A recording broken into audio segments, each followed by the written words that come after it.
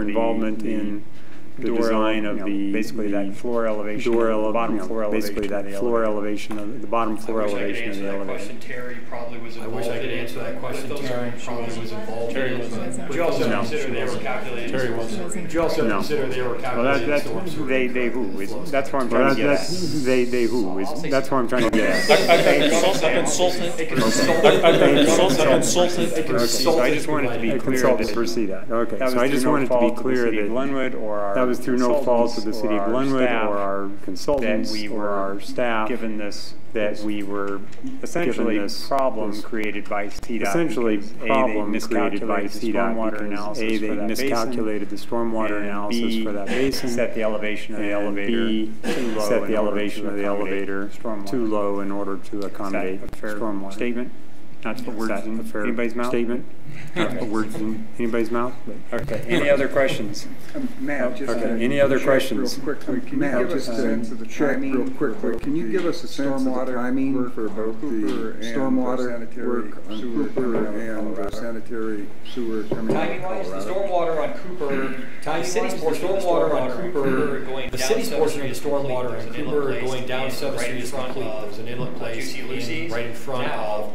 You'll see the surveyors out there today walking down. You'll see the surveyors out there today walking down Amtrak. Has yet to get approvals. CDOT still has yet to get approvals that I know of. I haven't been informed of from UPR. There's a pipe that connects to that inlet that's in 7th Street. Pipe that connects to that inlet that's in 7th Street on the north side, right by the Amtrak Plaza. They need to connect from there to the Amtrak Plaza, go down the plaza, connect into a 36 inches on the west side of the bridge that's existing and go out to the river. They still have a decent amount of work. JB and CDOT still has a decent amount of work. Prior to the storm sewer really being officially hooked up. Prior to the storm sewer really being officially hooked up. Sorry, just I'm piggybacking on that. Sorry, I was under the impression. Piggybacking on that, I was under the impression from the railroad. like a month or two ago they did get their approval started from the at the railroad. top That's to get not their the case. approvals. So they started at the top to get their approvals, and they worked their way backwards, and when they got to the bottom, the UPR had hired some new consultants who were not aware of the progress of the situation.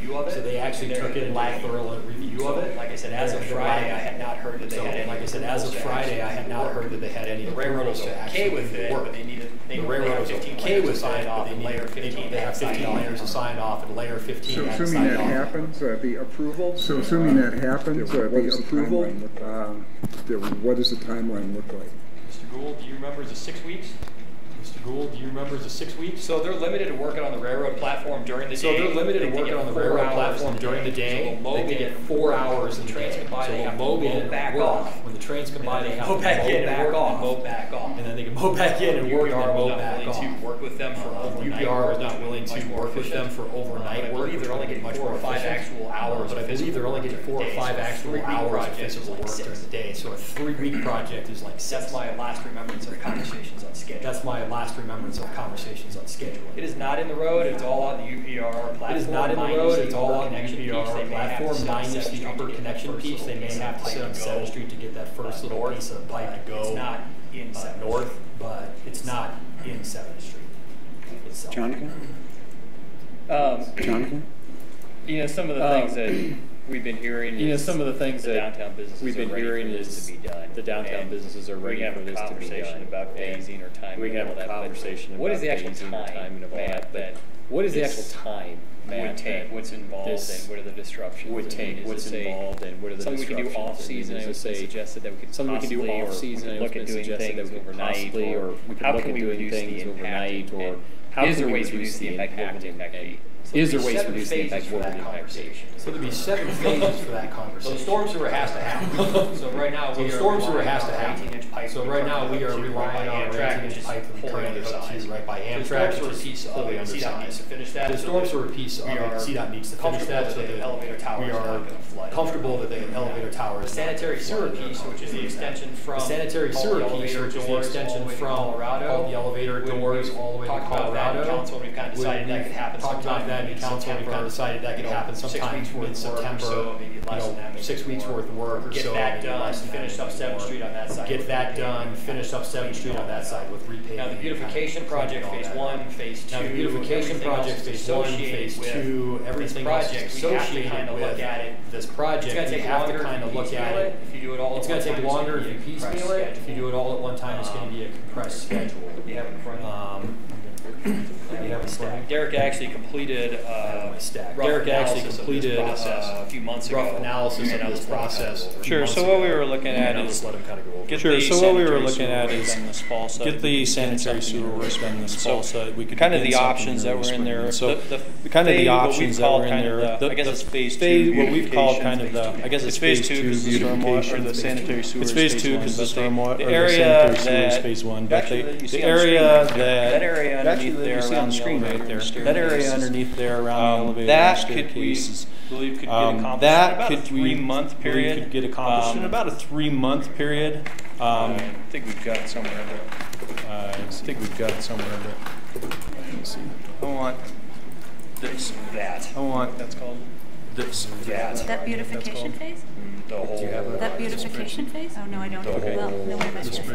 Oh no, I don't. Okay. Well, no, wait a minute. Yeah, I think you should because I think ours were changed. Yeah, I think you should because I think ours were changed. Okay.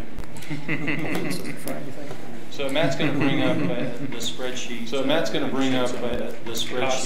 It's got a good map on it. The cost of the area. It's got a good map on it. To understand these little understand these little microphases. Actually, that's near. Okay. Actually, so this here, the area in the area in purple. I don't know what the fancy word is for purple. So this is the area that I'm talking about here. We believe this is the area that I'm talking about here.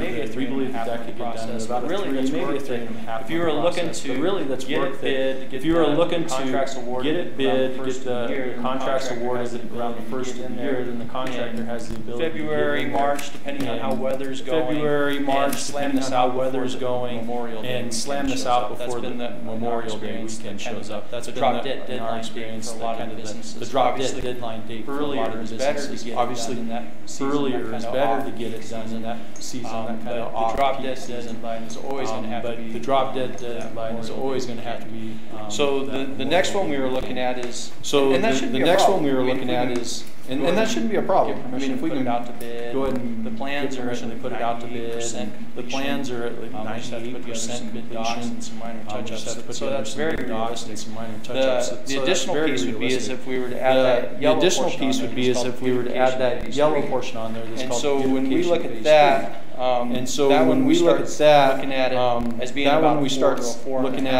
as being about a 4 to 4.5 month process. In addition to the 3 months for phase 2? No, this would be if done concurrently. No, this would be if done concurrently as one project. Then we're looking at about a 4 to 4.5 month process. Yeah, this is that construction done. The key pieces we got that construction completed. So street closures are closing down. So street closures are still intersection now. Pedestrian movement. There's still a lot of the pedestrian movement. Everything's really pushed on the north side. The hardest part is everything's really pushed on the north side. The hardest part is working between the elevator and Grand. As you saw, Gould was able to accomplish that pretty well. In these last few months when they were out. So it'd be comparable to that. A lot of working. A lot of working and dealings on. There's a lot of chunk in there, especially in that yellow. There's a lot of chunk in there, especially in that yellow that you can see is just. So that's where we'd be looking at it, like I said, about a 4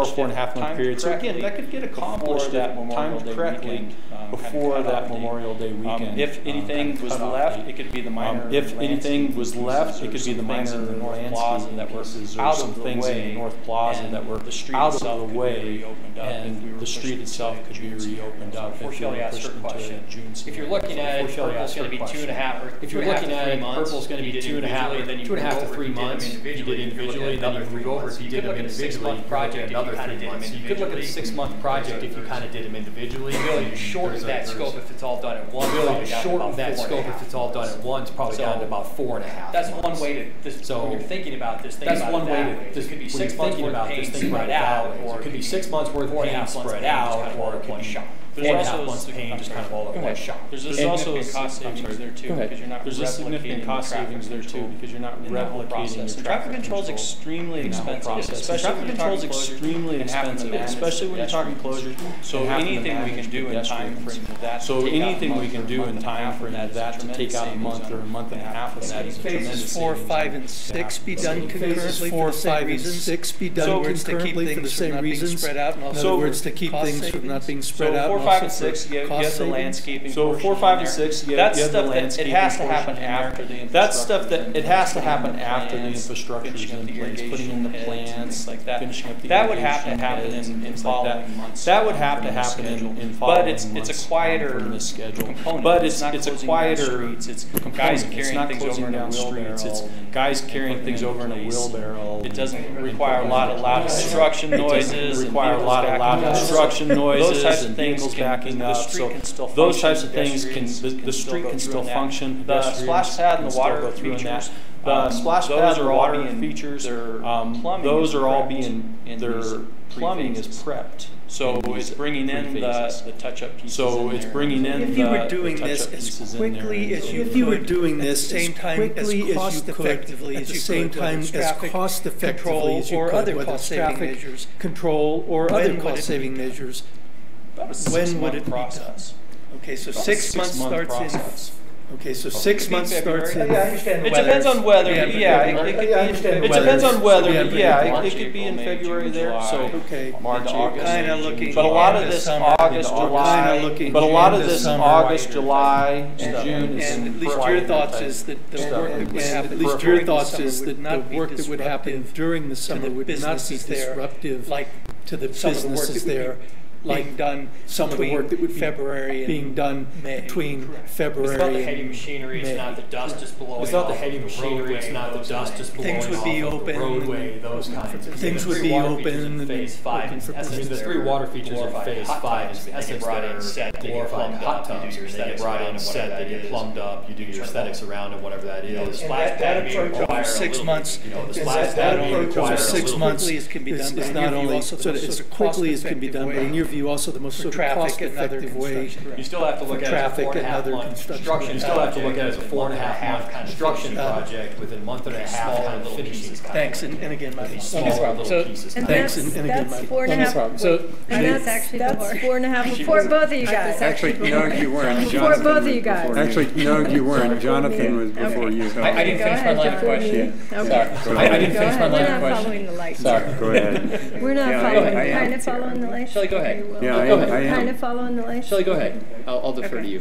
I just had a question, just to be clear. I just had a question, just to be clear. Then 1 will close 7th Street. Phase 1 will close 7th Street. Close it For how long? It depends on how we're going to phase the traffic control. Depends on how we're going to phase the traffic control. Maybe we'll just keep it open for portions of it when we're coming across the street. There's no way to accommodate for that. We have to sit down. We haven't bid it out yet. Whoever gets that project. We haven't bid it out yet. The council gave us permission to bid it out. We're going to do that. But we'll have to look at how much impact. We'll have to look at how much impact there is. 7th Street's pretty wide. We're using both sides of it because we're in parking stalls and parking stalls. Now, so maybe we can keep it open for one-way flagging. Much more expensive. One-way flagging is much more expensive than shutting down. So have to balance it out as best as possible for cost. We're going to have to balance it out as best as possible for cost savings. And that you said was about. Okay. And that you said was about.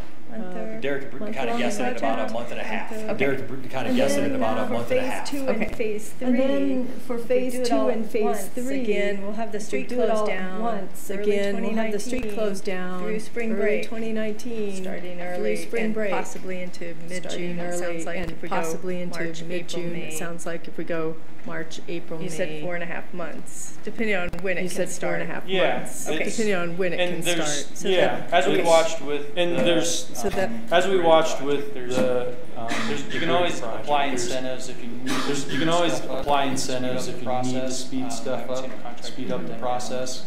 Before, but again, it's money. So before, but again, it's money. So it's a matter of cost savings. We try to. Yeah. So 4.5 month project, but it's the. Yeah. So 4.5 month project, but it's the again, it's the last month. There's a lot of peripheral stuff. The street itself can be open. The street itself can be open. Could probably be opened up in the street before that. We could put pavers in the street. And then work on pavers outside. So there are ways to work it out so that there are ways to work it out so that the things that you need to have happen can happen. Overall big project picture. It's just overall big project picture.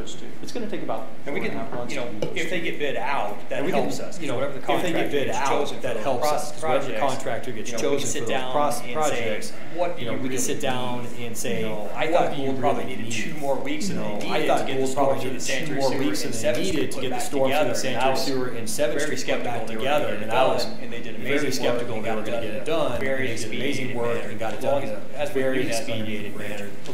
As with Nunez, so there is ways just to the granite work done. So there is ways just to contractors to say get it done, and contractors to say get it done, and try to push those times. They really went out and try to compress those times. They really went out. I didn't just say that because Mark's sitting back there. They did a great job. I didn't just say that because Mark's sitting back there. They did a great job. Mike Kennedy had said one more question. I can finish up. Mike Kennedy had said one more question. Jim actually brought up a really good point. Jim actually brought up a really good point. But I don't know if I heard it correctly. So if we do phases, if I heard it correctly. Through phase 3, that's the meat of things. Through phase 3, that's the meat of things. That's the fence and all. Bridge going down for whatever. Bridge going down for whatever. Not the bridge going down, but the street going down. Phases 4 through 6. Is there scalability and significant cost savings if we include that at the same time and just get it done with the Band-Aid off? At the same time, or do we really have that much savings if we? Or do we really have that much savings if downtown business owners wanted to take a year layoff, or 6 months layoff, a year layoff, or 6 months layoff, and then do those things? Is there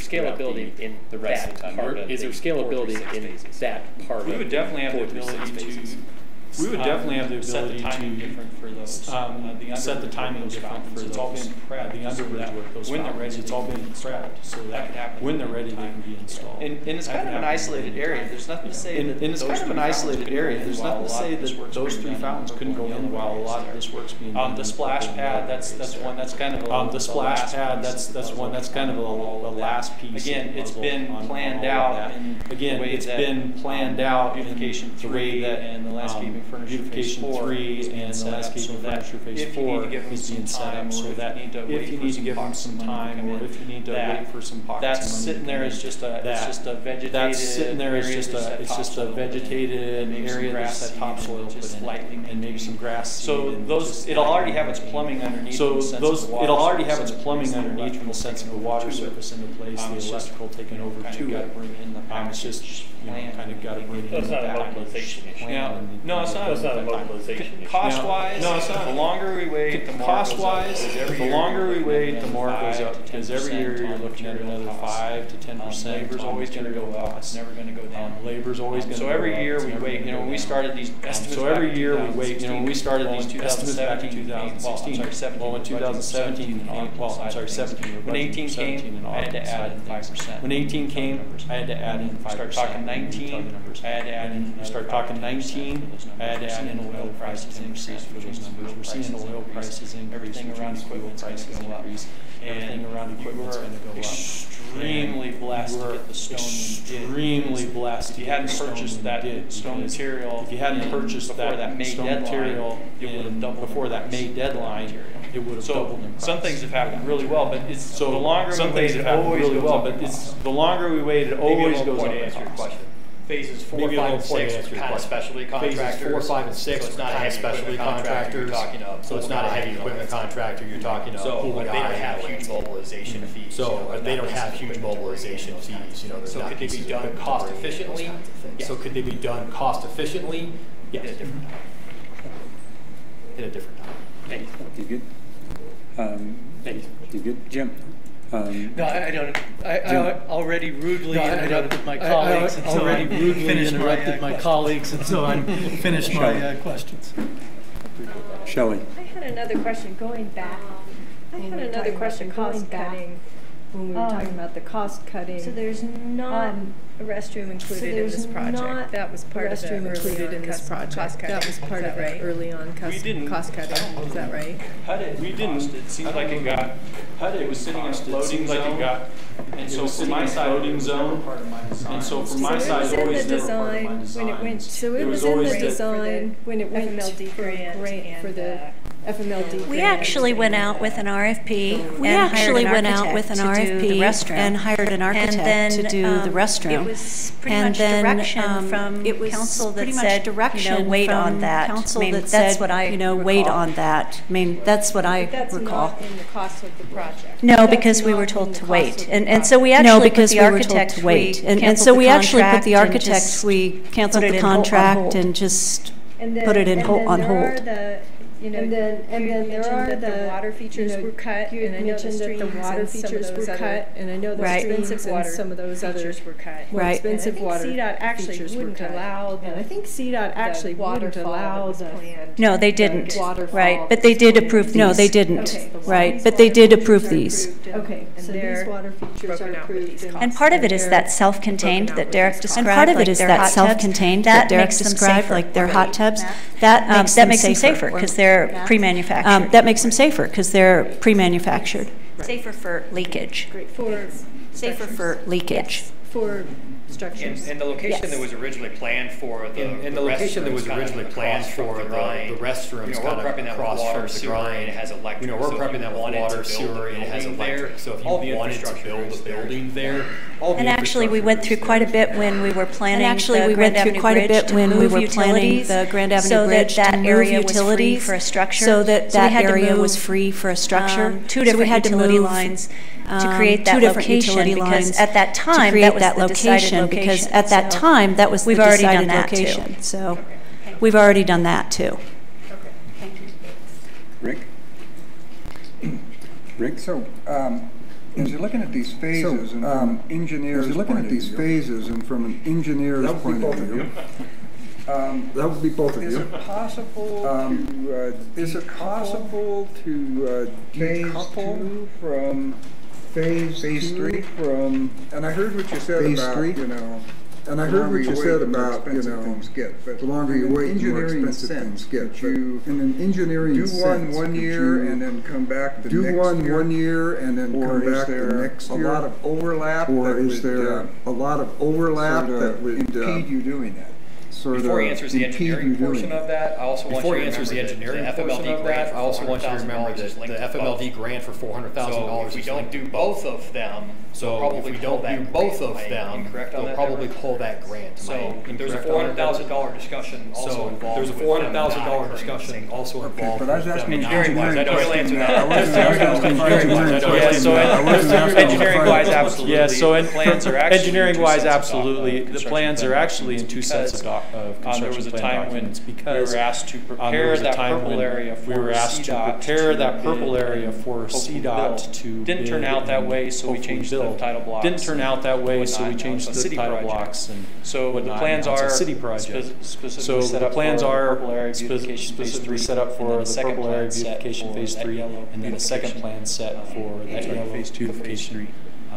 Purple and yellow phase 3. The purple and the yellow area. Great. So yes, we can do that. Thank you. Great. Thank you. Any further questions? Any further questions? Thank you, gentlemen. And lady? Thank you, gentlemen. And lady? Good presentation. All right. At this point, I would open it up to the public for any comments. There's a lot of people here, so I'd ask that you keep your comments to 3 minutes. When you come up to the podium, give us your name and address. When you come up to the podium, give us your name and address. Try not to be repetitive. If you've already if someone's already said what you want to say, just say I agree. If someone's already said what you want to say, just say I agree with whomever. So. Mr. or Mrs. whomever. Mr. Mayor, before we go with the public comments, are we going to have the cost figures actually put up on the screens? I think they're part of it. Maybe that's a better question for the city manager. I think they're part of it. That's a better question for the city manager. They're part of the packet. Yes. Okay. Can everybody see all of the? Can everybody see all of the? Whose screen is this? Whose screen is this? Yes, you could, if you wanted, but do you want to? I mean, yes, you'll go through what the base is, but do you want to go through what the base is going to cost them now before you take? I wanted to hear what folks are thinking. Yeah, and then we can come back and do this. Yeah, and then we can come back and do this. Yeah. Right. I think it makes sense to run through them. I think it makes sense to run through them to that. That would have been a good question to ask. That would have been a good question to ask. Maybe I could just speak a few of these to you and maybe I could just speak a few of these to you and kind of point them on the screen. So this area here with the sanitary sewer. The work associated with these costs all include construction, engineering and architecture, as well as future maintenance. We've tried to take a look at these with city staff. Kind of holistically. If you build it, you can afford to maintain it as well in this process. So that area in there has got it. So that area in there has got $681,000. Estimated at $681,000. That has been the underbridge that has been complete. The section in orange right here is at $628,000 and $628,000 and some change. The purple. Phase 2 beautification. The purple, that has 1.705 million. Phase 3, which is the beautification yellow, phase 3, which is the yellow. That yellow section in there is at 1.8. That yellow section in there is at 1.854 million. Furniture, the landscaping and furniture associated with that area and around it, filling in the pockets there. 608,000 some change. About 608,000 and some change. The water features underneath the bridge are estimated underneath the bridge are estimated at $687,000 and some change. It's up in the corner of the splash pad, which will no longer be sunken. It's up in the corner of the sunken plaza, which will no longer be sunken. Kind of near the staircase there. That is at $282,000. And then there's some completed projects. We talked about. And then there's some completed projects. We talked about the storm sewer that's been completed. The sewer line that's already been completed from the sewer line that's already been completed from the elevator over to those costs in there were $900,000. Those costs in there were. And then there was some miscellaneous landscaping that occurred. And then there was some miscellaneous landscaping that occurred around the bridge landing on the sides there. You saw where they was all some of the plantings in there. That was all done through the DDA. That was at about city, and that was at about 63. Those are the numbers that are shown on the spreadsheet. Those are the numbers that are shown on the spreadsheet, since it's hard to read up there. Eric, I have a question for you. I asked you at the work session. Perhaps on Thursday. Have you had any opportunity to compare the total area of improvement between what we did for the sidewalks on 7th Street for the sidewalks on 7th Street or whenever that happened 5 years ago or whenever the overall area of the improvements being I remember you guys bringing that up, and so back in 2003, the cost per square foot of improvements 2013. So 2013. Yeah, 2013. So 5 years ago. Yeah, 5. Remember all those percentage increases. Remember all those percentage. So all that happened during that time, as well as all that happened during that time, as well as we were coming out of recession, so people were hungry for work. That came in at about $96 per square foot. The underbridge area that you just did with these huge beautiful granite stones that are a huge upgrade compared to pavers square foot came out to $110 per square foot. The 2018 that we're looking at here, the 2018 that we're looking at here, when we talk about the purple and the yellow. This one, the number's larger, but the reason for it is that this is a street infrastructure improvement, not a sidewalk infrastructure. Thin concrete. So with sidewalk, we have thin concrete, keep the streets very little traffic control. So it ends up jumping up quite a bit to about $186. So it ends up jumping up quite a bit to about $186. But that's again, we're thicker road section. So, but that's again, we're thicker road section there. It's just there's a lot more materials in there. It's just there's a lot more going on with it than what you saw in just a narrow sidewalk. Thank you. All right, any further questions before I open it up to the public? Further questions before I open it up to the public? Okay. Seeing none, I will now open it up to the public. Seeing none, I will now open it up to the public. Public comments. Anyone who wants to provide public comments, again, keep your comments to under 3 minutes. Keep your comments to under 3 minutes. Give us your name and address. Rule of decorum. And as the general rule of decorum, we don't clap, cheer, boo, or do anything like that. Please address all your comments to the council. And please address all your comments to the council. This is an opportunity for you to give us information, not this is an opportunity for you to give us information, not for you to speak to the masses, so to speak. Speak to the masses, so to speak. Who would like to comment? Who would like to, sir? Comment. Sir.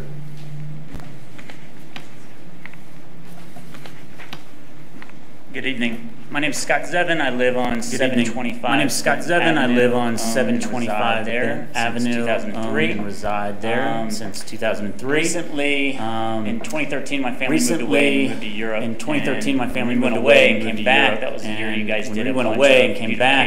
you guys did a bunch of beautification on 7th Street and all the restaurants opened up. That was one appeal to say, wow, back and seeing that, that was one appeal to say, wow, look at what our town's doing. So I just want to let you guys know as a current resident in the area. Let you guys know as a current resident in the area that for us was a and then when we saw the bridge coming in, we're like, wow, what's going to happen? We saw the bridge coming in, we're like, wow, what's going to happen? Living in Europe, if you've been to Europe, you know Plaza Life. Living in Europe, if you've been to Europe, you know Plaza Life draws and brings in people like No Tomorrow and can become. If you ask my kids what's something that they remember about living in Europe, if you ask my kids what's something that they remember about living in Europe, going down, taking a soccer ball, being able to kick it around. Going down, taking a soccer ball, being able to kick it around. So any ideas around closing the street for evening times, as a pedestrian mall that you can create, as a pedestrian mall that you can create, like a open container policy for people within that area. Container policy for restaurants within that area. Permit where they can set restaurants tables can underneath create the some sort bridge. of permit where they can set up tables underneath the bridge. For a I don't know what discussions have happened around that. It looks beautiful. For a vision, but if you were out Friday night when the band was playing and watching 50 people and watching 50 people dance and another 100 around, if you guys can keep that vision and pushing for what could this be. I'm not so worried about the phase. It feels like we're living through I'm not so worried about the phase. It feels like we're living through a remodeled kitchen that's happened over 3 years. People are going to keep living with it. It's just seeing people are going to keep living with it. It's feeling that community. I felt like Friday night. Seeing what can happen and feeling that community. I felt like Friday night was fantastic. And I just appreciate all the work that everybody's put into it. And as a community member, my kids see that I did that splash pond, and I know it says phase 6. You would have to be in by next summer. People coming and staying. You would have people coming and staying and celebrating. Like, hey, you've been down there, so just please keep in mind they were hoping to speak, but they lasted about 45 minutes. I do appreciate all the work that everybody's put in, but I just want to share. I do appreciate all the work that everybody's put in. The vision to me, please keep in mind. I know you got to make the vision to me. Please keep in mind. I know you got to make cuts where you got to make cuts. You guys have some much bigger projects between Midland and some of these other projects, and we totally get Two Rivers that. Park and some of these other projects. Totally get that, but please keep this vision. It will bring in. It'll pay for itself, I think, over time with the amount of people that just push our community and say, "Wow, Glenwood is an amazing community." So, thank you. Thank you. Thank you. Is there anyone else who would like to speak? Is there anyone else who would like to speak? Mr. I think he had his hand up first. I think he had his hand up first. Ken? Ken Murphy, 252 West Bank Road. I just want to talk about the culture. I just want to talk about the culture and how it's changed with staff and City Council know. Bring up a recent situation. Business owners and people who live downtown. Business owners and people who live downtown will appreciate. Just something that's happened in the city was going to pave. The city was going to pave Cooper Street, and business owners. Other residents basically brought it to Deborah's attention. Other residents basically brought it to Deborah's attention that next week is possibly push it back, and could we numbers were shared in the sense of visitors. Numbers were shared in the sense of visitors who arrive in Glenwood versus next week versus middle of August. And kudos to the city staff. But you heard the announcement at the start of the meeting where took it all in, and they listened and took it all in, and between Matt and Deborah moved things back to August 20th. And I think that's a change in culture. And I think that that's a change in culture in the city right now. The fact that people are applauded to listen. The fact that people are make changes to listen and make changes when they were going to come in on Thursday. Down to the wire here, they were going to come in on Thursday. We've come a long way since a number of years ago. We've come a long way since we're doing it. a number of years ago where we're doing it. Sorry guys, deal with it. Something to be said for Deborah and her staff and City Council. Something to be said for Deborah and her staff and City Council too. I'm not sure if you were even part of that decision of moving it to the 20th of August. That we should all benefit. That people are beginning to listen. That we should all benefit. That people are beginning to listen and make smart decisions based on feedback from your constituents. Thanks, Ken. That's what I wanted to say. Thank you. Thanks, Ken. Thanks, Ken.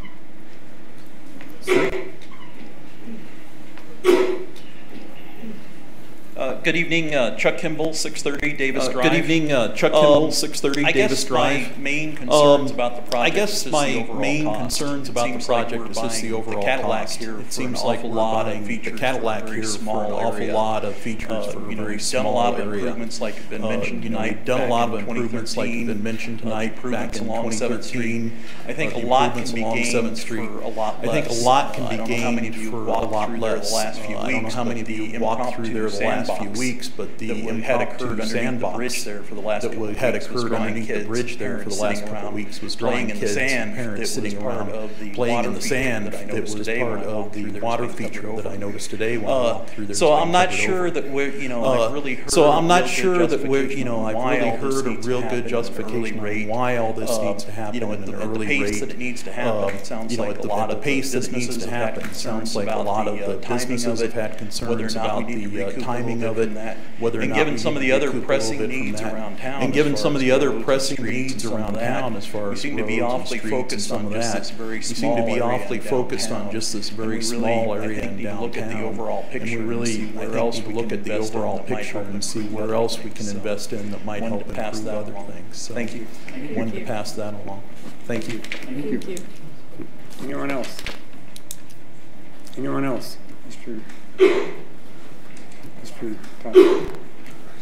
I'm John Toffer, 909 Colorado Avenue. I'm John Toffer, 909 Colorado Avenue. I'm a 37-year resident of the city. I'm a 37-year and also a resident of the 7-year-old design and also a 7-year-old design professional that has been involved in a number of city projects over my 37-year career in this town. Known a lot of people. I've seen a lot and known a lot of people. Worked with all different contractors.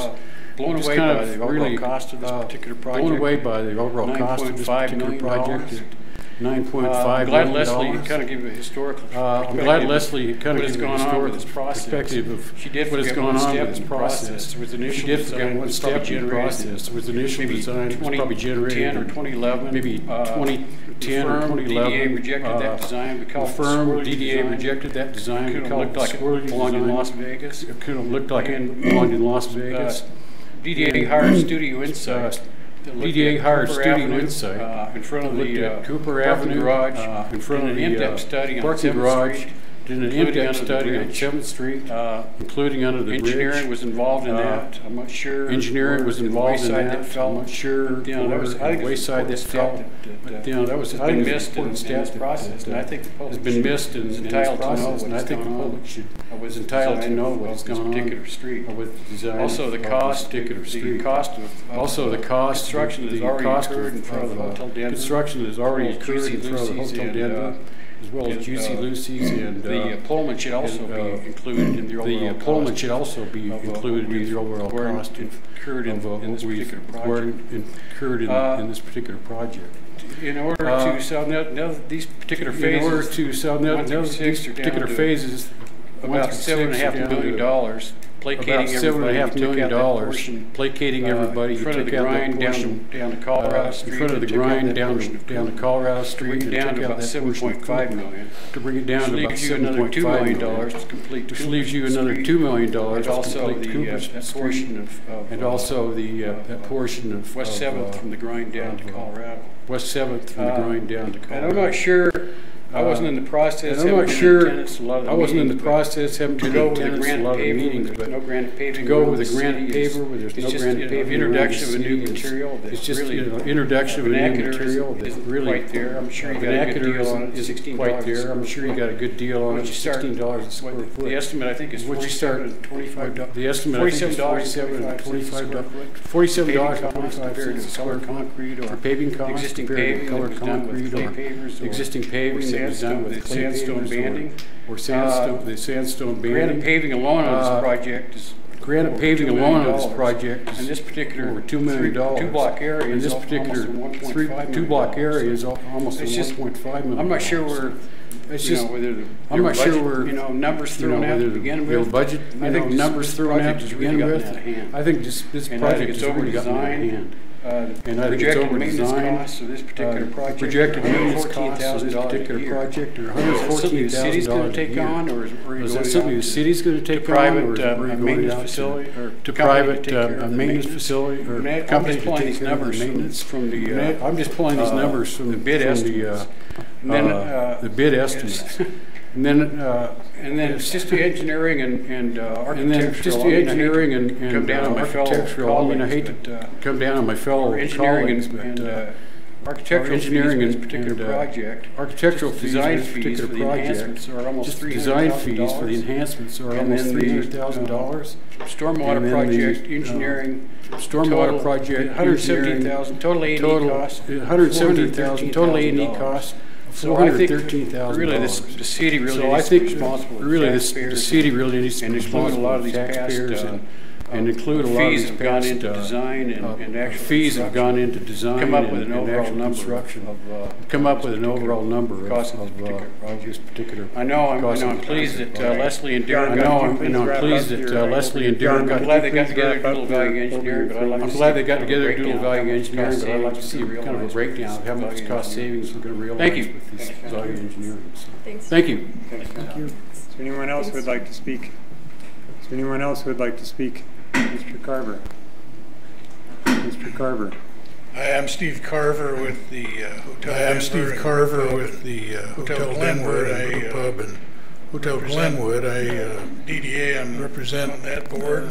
DDA, I'm working with them since 2016. Working with them since 2016.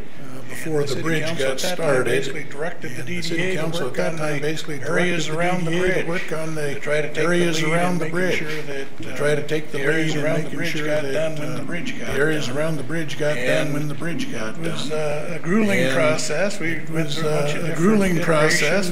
through a bunch of different iterations, and I think helped with some of the improvements that you see on the bridge and some of the bridge landings, and did some hard work on 7th Street. I think the south side of 7th Street was a huge win. I think the south side of 7th Street was a huge win in 2013. The DDA took that on. They got started. Gould and those guys got in there. They were started around the 1st of April, and they were done by Memorial Day. I've been working with way too many contractors lately. I've been working with way too many contractors lately. And I know that it's a process to try to work with them. It's a teamwork. Conversation about decoupling the jobs. I heard the conversation about decoupling the jobs. Save things in terms of hopefully trying to be able to save things. Look at maybe recoupling them. Look at them both ways. Maybe recoupling them. Maybe saving a little time, but maybe saving a little time, but maybe saving a little money, but incurring a lot more time. Maybe saving a little money, but incurring a lot more time. My own purposes, and I know for my own purposes on 7th Street. My fellow businesses on 7th Street way too long. The bridge took 7th Street way too long. I don't think that needed to happen. I don't think that needed to happen if the contractors had been managed appropriately, and out of town and really didn't care. But most of those guys were from out of town and really didn't care. But like Mark did on this last job, they didn't get done. They'll take care of business. They helped do that. I think it's time to complete this. I think it's time to complete the finishing of the bridge project as part of the finishing of the bridge project. It's time to get her done. We got it laid on us. It's time to get her done. I think it's a good project. I think it turned out wonderful. South 7th Street turned out wonderful. I don't think it's over the top. Wonderful. I don't think it's over the top. The sandboxes are better. We can talk about whether the sandboxes are better than the water features or whatever. Minor pieces. Let's get it done. Those are kind of the minor pieces. Let's get it done. Maybe decoupling it. I encourage you to look at recoupling it. Maybe decoupling it. There's a way to get it all done. Recoupling it sooner rather than later. There's a way to get it all done sooner rather than later. Get it done between. Maybe incentivize some guys to get it done between April 15th and June 15th, or March 1st and June 15th. Take it on that one side. They can get her all and take it on that one side. Thanks for listening. 7th Street open for us. Thanks for listening, and glad I'm on your shoes. Thanks, Steve. Thank you, Steve.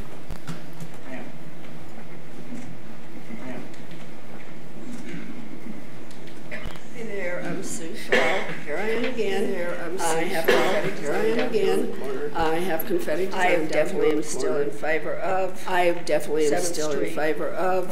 Gentlemen's Street. About the people's comments about the people in the bridge and using it. People are coming down there. It's fantastic. People are coming down there. They're loving it. People are all over the place. Right about it. I think he's absolutely right about having open gathering. Of course, I have to be here to mention. But of course, I have to be here to mention. In the works. You still don't have any public restrooms in the works. All those people coming down every Friday night. You want all those people coming down every Friday night, all winter long, using the tube. That's all I have to say. That's all I have to say. Thank you. Thank you. Thanks, Sue. Ma'am. Sheila. Sheila. Sorry. I don't know. Sorry. I don't know. No, that's okay. That's okay. I apologize. Sheila Markowitz, I live at 824 Blade. Sheila Markowitz, I live at 824 Blade. My husband and I do not fly. My husband and I do not fly. A lot of different towns. We drive everywhere. We go to a lot of different towns. I've never gone into a small town. I've never gone into a small town, a medium town, or a visitor center, where we didn't know we could go to the visitor center or whatever and find a bathroom. I think it's a disgrace and talk to people about the town. I think it's a disgrace that we do not have a bathroom in the plan. And I really think that that's an absolute need. It's unfortunate that the move to where they have no bathroom. Chamber, I mean, move to where they have no bathroom. Gallery. I mean, I work at Art on 8th all the time. I get tourists in there all the time. Use your bathroom? Where's the bathroom? Where should I use your bathroom? It's crazy. Where should I go? It's crazy that there is no bathroom in the plan. And I encourage you to absolutely, I don't care what you have to take out or put in, but make sure there's a bathroom in the plan. Thank you very much. Mr. Mason. Mr. Mason. Good evening. My name's Jim Mason, 521 Sunny Acres Road. I was on the DDA board back in 2013. I was on the DDA board back in 2013 or so, and was involved with the original parts of the bridge and the work on and things like that. And I just want to say that I'm in full support of what you're doing underneath that bridge and on 7th Street. The costs are certainly a concern. The costs are certainly a concern, but it sounds like I haven't been involved with this very closely. It sounds like I haven't been involved with this very closely recently, but it sounds like there's been a lot of things that have been taken out, changed up, worked on to save money. It's expensive. This is a spectacular project, and it's a spectacular thing that Glenwood Springs is not the time to be mediocre, and this is not the time to be mediocre. Do something really, really good. To do something really, I reiterate what the gentleman said earlier about the thing downtown on Friday. I was absolutely amazed. That really did to see the vibrancy down there. That was so cool to see the vibrancy down there, and it wouldn't have been there if it hadn't been for the bridge and the improvements that we got going. I totally agree with the restroom. Build that restroom, porta potties are an embarrassment to the town. Porta potties are an embarrassment to the town. I've never seen that before either. It's and I know it can be expensive, but we got to go. I'm just saying there too. We got to go. We went from a restroom that looked kind of like Garfield County Jail. Well, not as a client, but well, not as a client, but we went from that to a porta potty. That just needs to be. So anyway, I do support the project. So anyway, I do support the projects. If there's other fiscal things to save a little money, then that's great. But I would also suggest that's great. Not doing something spectacular is not the fiscal thing to do there either. So thank you. It'll come back to us tenfold. Thank you. Thanks, Jim. Thank you. Mr. Gould. Mr. Gould. So I came to listen tonight, not to talk. I came to listen tonight, not to talk. Against my favorite. First thing is all the kind things. Against my favorite. First thing is all the kind things that were said tonight. I appreciate. All I want to say is that if all I want to say is it appears that you could do phase 2 and phase 1 at the same time. Phase 2 and phase 1 at the same time. Schedule. And save 6 weeks on the schedule. The businesses down there and stick it. You would get savings from traffic control by doing phase 1 doing phase 1 and I think you could get phase 2 done. And I think you could get phase 2 done 4.5 month schedule at the same time with 4.5 month schedule. Phase 2. So I just wanted to throw. I know there are probably tons of reasons why that doesn't work. I know there are probably tons of reasons why that doesn't work. Should be looked at. Should be looked at. Thanks, Mark. Thank you. All right, thanks, Mark. Mr. Moffett.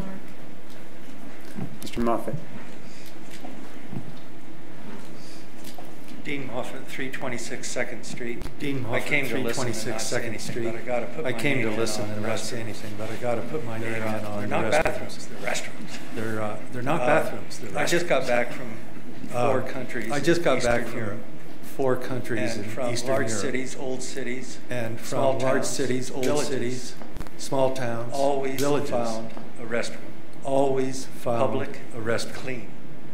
Public, clean. I couldn't believe how together.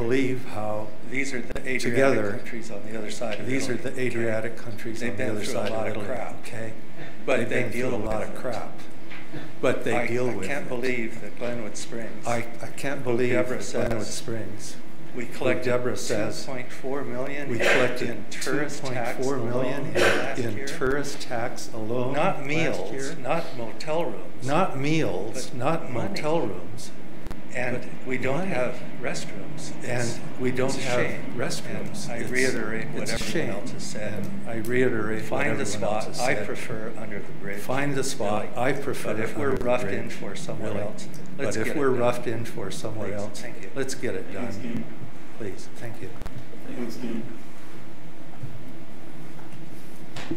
Kevin. My name is Kevin Brady. I own Cooper Wine Spirits. Thank you again, Deborah. 8th and Cooper. Thank you again, Deborah. I guess I just have a few. I guess I just have a few. I told myself I wanted to listen because I don't know much about this project. And I may have some questions that maybe I'm not clear about. And I may have some questions that maybe I'm not clear about. Maybe other people aren't so clear on it. So maybe other people aren't so clear on it. So is it okay if I just ask questions for answers? I was going to ask about phase 1 and 2 being done. I was going to ask about phase 1 and 2 being done together, and that was answered by Mr. Gould. So phase 2 and 3 are directly connected. So phase 2 and 3 are directly connected for $400,000 grant. That's correct. Is that correct? Okay. That's correct. So that would save out of the. So that would save $3.5 million out of the $400,000. $3.5 million would save $400,000. And then that part, if they did 2 and then that part, 3 and 4 together, that would take 4.5 months. 3 and 4 together, that would take 4.5 months. Is that correct? So we'd save. Is that correct? Yes. We'd save 6 So we'd save phases 2 and 3. 2 and 3. Phases 2. What's the difference between 3 and 4? The beautification part and then the landscape. The beautification part and then the landscape. 4 is kind of part of 3. 4 is kind of part of 3. Okay. Okay. Okay, I got you. So how long will phase 4 take? Okay, I got you. So how long will phase 4 take? 4 to 6 weeks. 4 to 6 weeks. It's peripheral. Okay. The one thing I wanted to say about it, I think that would be helpful for everybody to understand the cost. Because we keep on talking about the $7.5 million, and it's $9.5 million. Would be, I think, I thought it was $7.5 million. Would be, I think, helpful for the would be to understand the breakdown citizens. Would be to understand the breakdown of commitment by the city. I think if we honestly saw a real hard figure, I think if we honestly saw a real hard figure, rather than just all being completely itemized, if you just took the $7.5 million, just keep it better. Like for me, and to really show sometimes better. Then I think people would better and to really show the commitment, then I think people would better understand. Also, too, about the restrooms. We get a lot of traffic about that. I actually spoke to an attorney. We get a lot of traffic about that. I actually spoke to an attorney, and I actually am liable for anybody slipping and falling and cracking their head. That's just something for me to consider for the insurance of my business. That's just something for me to consider for the insurance of my business. And then the last thing I wanted to say was, The last thing I wanted to say was the 7th, just to give you an FYI, the 7th Street, just to give you an FYI, the 7th Street business construction has impacted my business more than the bridge. We have seen the customer count. We have seen the customer count decrease between 100 rings to 150 at a register rings. Decrease between 100 to 150 rings since construction being done on 7th Street.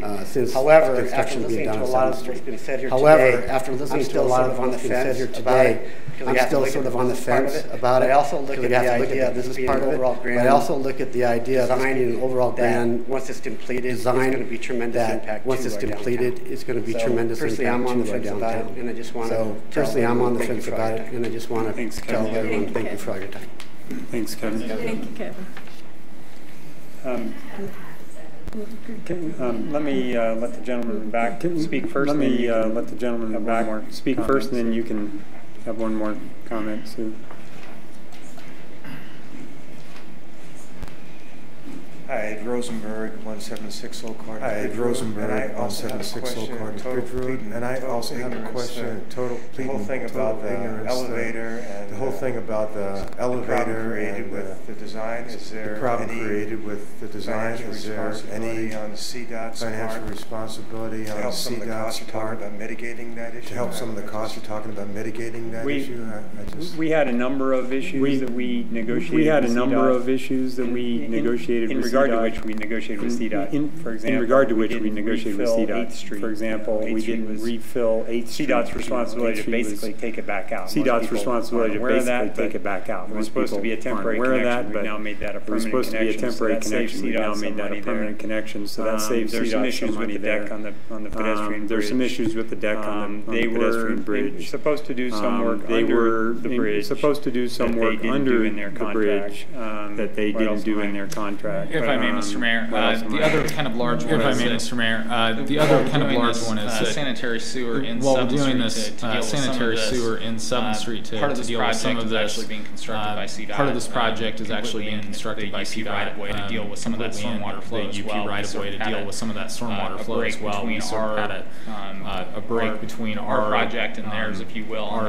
Our project and theirs, taking care of that work that needs to be done out in taking care of that work that needs to be done out in the railroad right-of-way phase of that stormwater. So it was kind of a trade-off on that.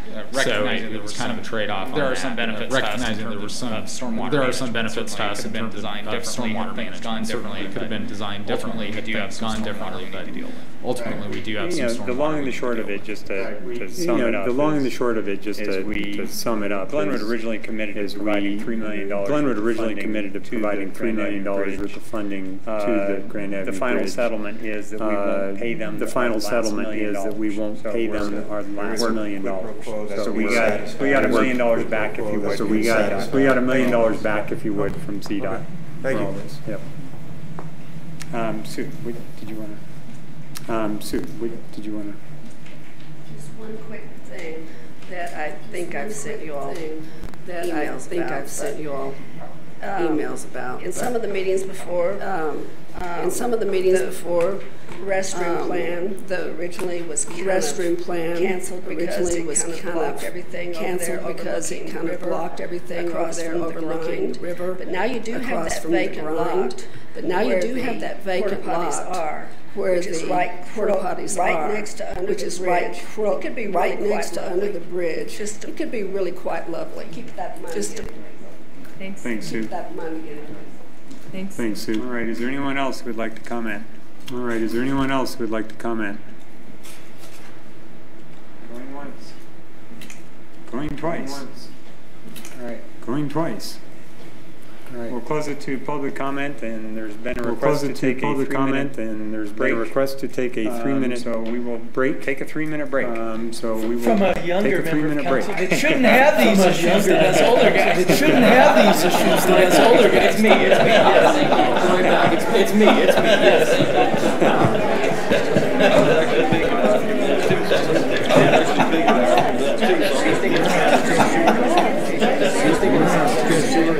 I don't think we can do it this year. Is that what you're saying?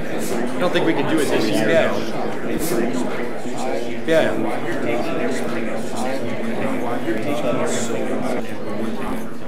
So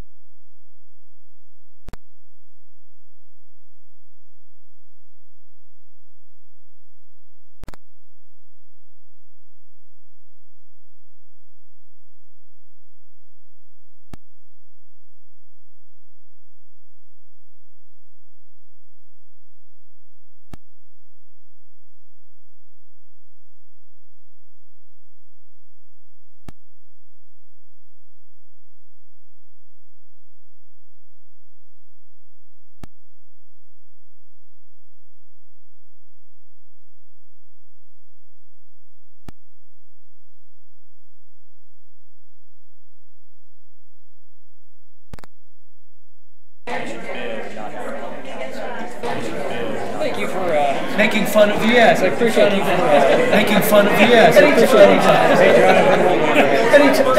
Hey, Jonathan. Sorry. It's okay. It's going to cost Steve. Sorry. It's okay. It's going to cost Steve. Are we ready? Deborah. We're already up here. We're already up here. Are we ready? Let's go ahead and come back to order. I'll bring it back to order. I'll bring it back to council now for motion. Discussion and/or motion.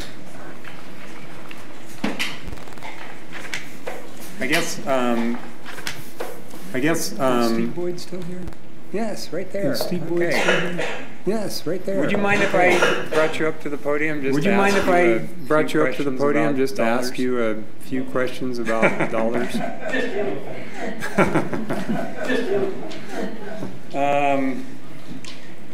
So as has been pointed out to us, this is a roughly $7.4 million total project. A lot of that has already been spent on underbridge and on design work, and on design work and on that kind of stuff. And utilities, yes. And utilities, yes. Just ignoring how much has already been spent, we just pull out the utilities, it's a 5.8 million. But looking at it purely in terms of, we spend a certain amount. We have to spend a certain amount. If we want to do phases 1 through 6, we're going to have to spend, another.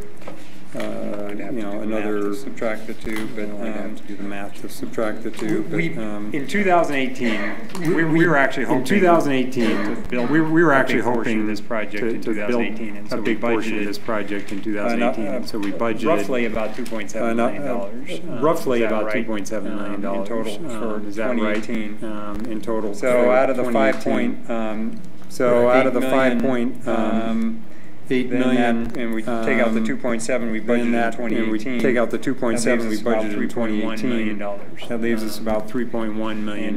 Just tell me if I'm off base on any of these numbers. Tell me if I'm off base on any of these numbers. And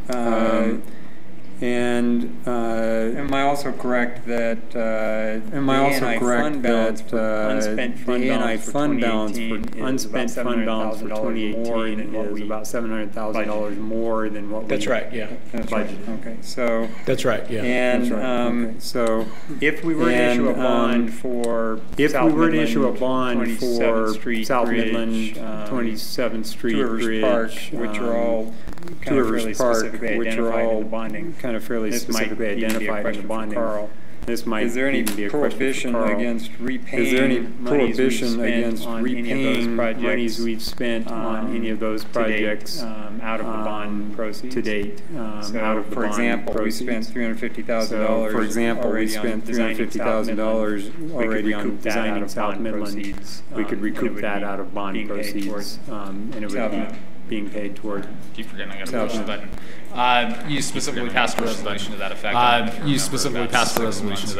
remember about 6 months ago we talked about that. So for that reason, queued up. If you wanted to use that. For that reason, that ability. If you wanted to use that for money spent on the projects as we roll money spent on the projects as we roll. Okay, so if we.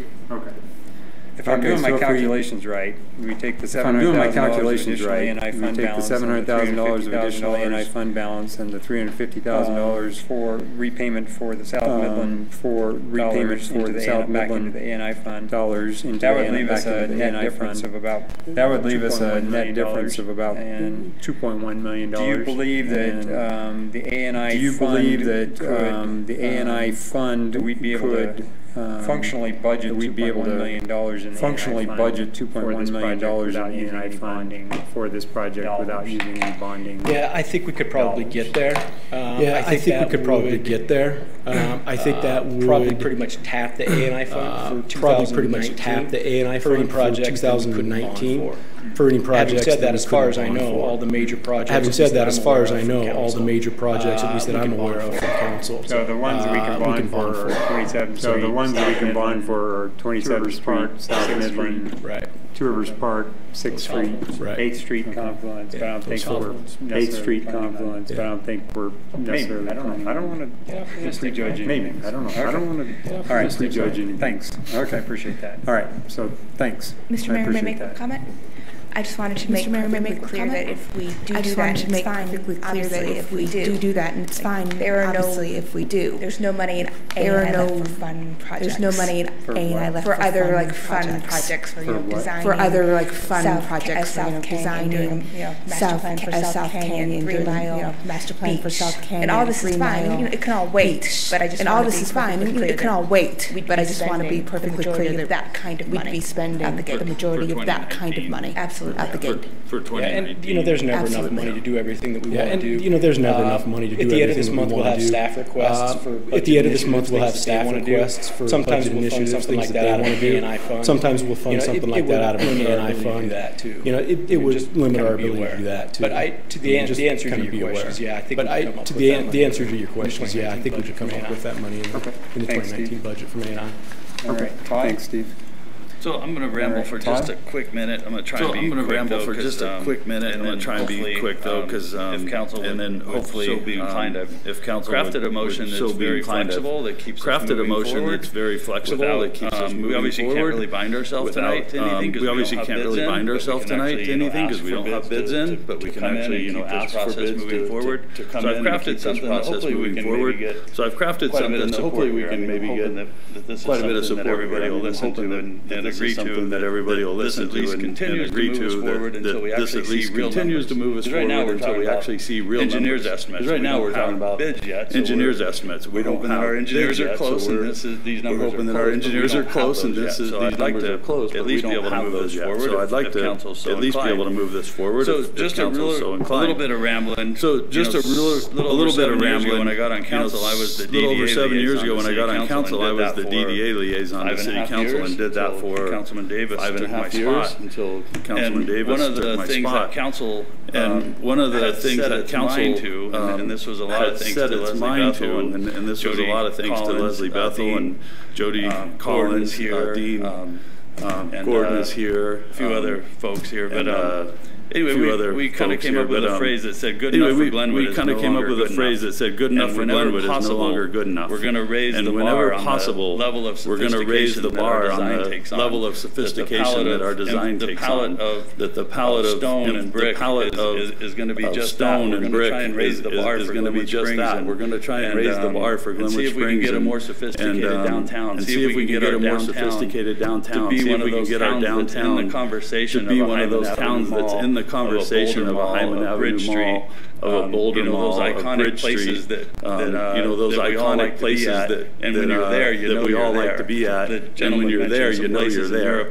The gentleman mentioned some places in Europe. I have not traveled to Europe, although I've seen the pictures, and I can imagine you're in a special place. That when you're there, you actually know you're in a special place. So to me, this project is much more than a street. So to me, this project is much more than a street. It's not about 7th Street. This is about a place. To gather a place for us to gather as a community, which is what happened last.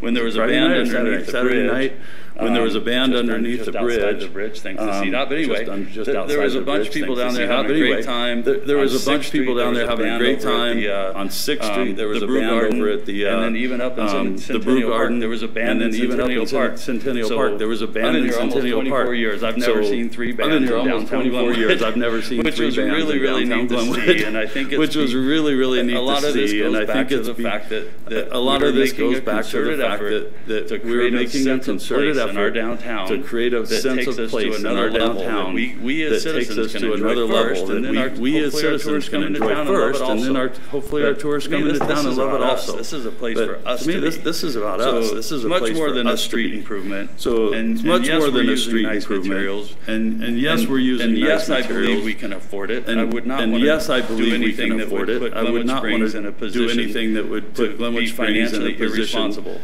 to be financially irresponsible. Investment and this level of material, this investment in this level of material and this sophisticated design, if there's one thing that I've learned over the 7 years of sitting here, one thing that I've learned over the 7 years of sitting here, I could never figure out how public infrastructure. I could never figure out how government could actually affect. Well, they don't have anything to do with it. Investment. And I was like, well, they don't have anything to do with it. They shouldn't the government. You know, but one thing that I've seen real clearly is public infrastructure investment. Public infrastructure investment. I mean, private investment will follow public infrastructure. Private investment will follow public infrastructure. I mean, look what happened on 7th Street. Expansion on the South Side was a game changer. Sidewalk expansion on the South Side was a game changer. Invested in their buildings. Almost every single restaurant invested in their buildings, invested in outdoor dining. It was a game-changing. It was a game-changing happen, and it also was a game changer to have happen, and it also was a game changer. Glenwood Springs got on the map in a different way than we used to. Got on the map in a different way than we used to. People talk about Glenwood Springs differently. Different restaurants are wanting to be in Glenwood Springs and are used to go to Carbondale and Basalt to go out to dinner. Now you stay in Glenwood. So it will completely change the narrative, and this project will do it again to an even another level. So anyway, I guess that's a little bit of a. So anyway, that's a little bit of a this is a kind of an overview of why I think this is a project that's worthy of the taxpayers' money and effort. It's worthy of us spending our time and energy and effort to complete. I think we have a downtown that's just vibrant, and it's really fun to be there. I think we have a downtown that's just vibrant, and it's just really fun to be there. This weekend was just everybody was smiling and happy. I don't know if you guys want me to read this motion, and you're willing to add to this motion, and you're willing to add to it, subtract from it, because I'd like to get, and again, this is just a motion really that and again, this is just a motion really that will move us forward. At this point in time, I don't think we can commit to anything specific because we don't actually have specific numbers. If you make a motion, are we able to comment on things outside of that motion? Oh, absolutely. Yeah, and I can wait too. Specifically? Yeah, and I can wait too. I'll get the button thing down eventually. If I may, it probably would be better if you guys have general comments. It probably would be better if you guys have general comments to do a bit of that before we get to the motion. The motion does tend to focus the conversation and broader range. This may be something that people have, so certainly broader range, but it's council's discretion, so certainly whatever you feel like. I'd love to hear it. Well, just so you know, it's a very inclusive motion. Well, just so you know, it's a very inclusive motion. I mean, I'd be glad to read it out as a motion if you just kind of want to. I'd be glad to read it out as a motion if we can get some consensus. So here's what I'm thinking. Get some consensus. So again, since we don't have direct, since we don't have direct anything to happen until numbers tonight, I mean, we can't direct anything to happen until we know what we're going to spend. But we can sure move. My motion would be. Here's my motion would be. This isn't it. I would move to direct staff to prepare. So I would move to direct staff to prepare a 2019 budget and phasing plan. How we're going to do this. So to complete the final phases of the 7th Street project. To complete the final phases of the 7th Street project in full as presented. The funds to come from the A&I budget. And to direct staff to be borrowed. And to direct staff to bid. Direct staff to bid those 7th Street projects. Direct staff to bid those 7th Street projects no later than November 1st of 2018. These guys here just a little bit ago. They said they could have all the bids out just a little bit ago. They said they could have all the bids out by 2018. I gave them October of 2018. I gave them until November of 2018. And to direct staff to plan for construction. And to direct staff to plan for construction to be completed in 2019 if the bids are acceptable to council. Plan to complete the project. Come up with a plan to complete the project in 2019, assuming we get acceptable bids back. Just how I kind of see things happening tonight. Just how I kind of see things happening tonight. There might be people for the project that don't think my language is strong enough. There might be people for the project that don't think my language is strong enough. So you guys are welcome to throw stuff at it. So you guys are welcome to throw stuff at it and change it up, but it'd be nice if... You said A&I funding. Yeah. You said A&I funding. You're talking about the A&I funding that we have. Correct. So we have... Oh, I'm sorry. Probably be correct. So we have. Oh, I'm sorry. Probably be A&I fund. So that the additional revenue generated by the A&I fund. Additional revenues generated by the A&I fund in 2019. We can generally predict what those are going to be. We can generally predict what those are going to be. Per his budget, or per his motion. Per his budget, or per his motion. 2019. He's suggesting that we budget for 2019 to fund those out of A&I. I believe A&I has an ongoing revenue source. A&I has an ongoing revenue source in that range. $4.5 to $5 million in that range. Just under $5. Each year, $5 million for next year going into A&I. About $5 million for next year going into A&I. So my suggestion is let's not bond anything on 7th. That A&I would in that conversation, but that A&I would in fact normal course project up through its revenue that it brings. Normal course of revenue that it brings in. Yeah, I guess I had questions on some. I guess I had questions on some revenue, specifically the sale of the library. Maybe Deborah, can you speak to this a little bit, or Steve? The library is up there in several places as revenue. Up there in several places as revenue. Can we talk about how the library sale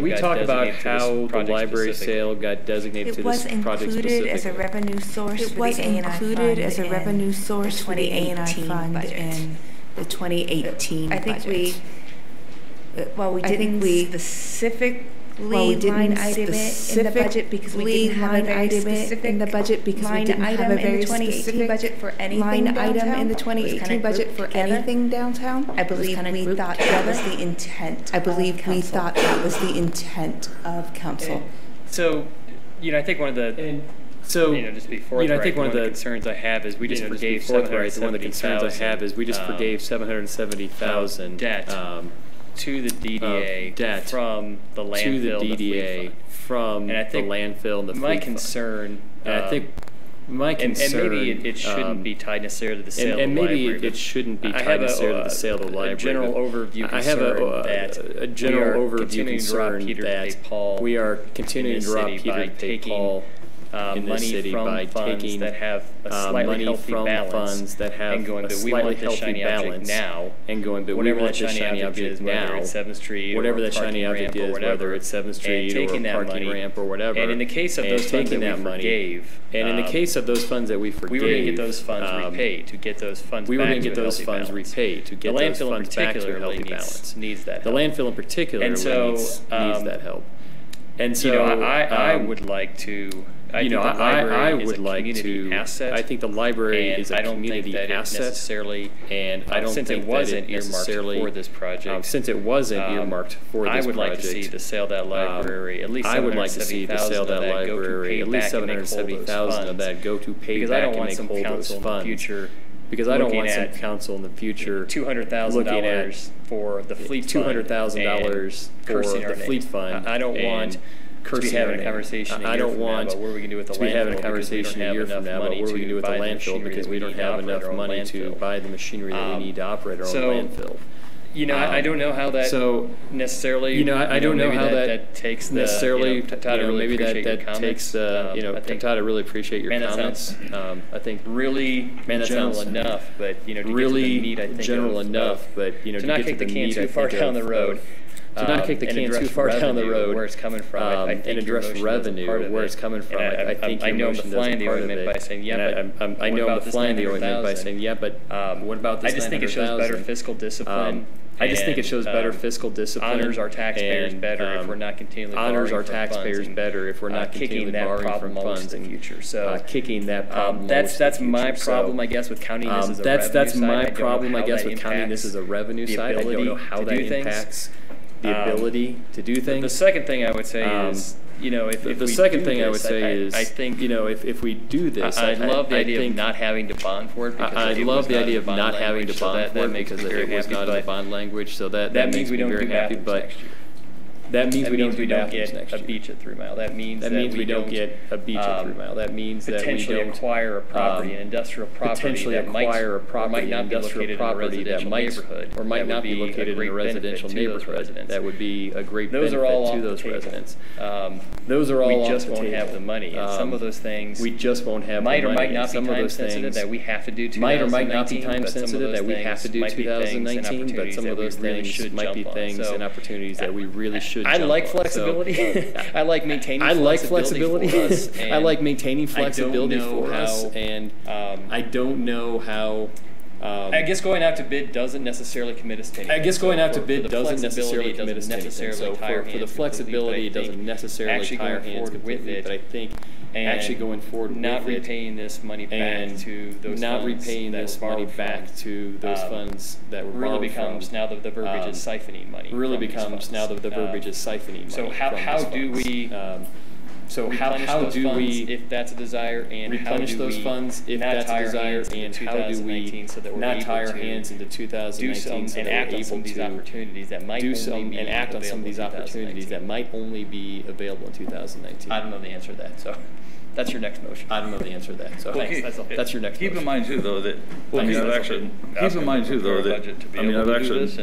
obviously are going to be into our budget talks here, and we obviously are going to be into our budget talks here, and maybe even less. I think the second meeting, maybe even less. I think the second meeting in September. We couldn't find a date, so that's kind of what you guys remember. We couldn't find a date, so that's kind of what you guys were doing during those 2 meetings. So we're going to have a lot of time to talk about budget. With all due respect, we'll have a lot of time to talk about budget and where to move money. We usually have about 5 budget meetings. We usually have about 5 budget meetings and intensely go through it very and so I think that's so you know the way Deborah kind of teed it off tonight of you know the way Deborah kind of teed it off tonight of we want to be able to know what we're going to do and how we don't have to figure out how to pay for it tonight. We don't have to figure out how to pay for it tonight. We're just going out to bid on the things, and then through the budget process, we're just going out to bid on things, and then through the budget process, if we decide that bathrooms are more important, then maybe we make those then splash pads. Then maybe we make those. I'd be willing to have that conversation, during our budget. I'd be willing to have that conversation, during our budget time frame. Yeah, because I don't know that we want to get into too deep of a budget discussion. I don't know that we want to get into too deep of a budget discussion tonight. If I just may, if you were. If I just directing us when you get around to a motion to directing us when you get around to a motion to prepare a budget, I wouldn't imagine us bringing allowing us to fund this. I wouldn't imagine us bringing like this is how much you can also.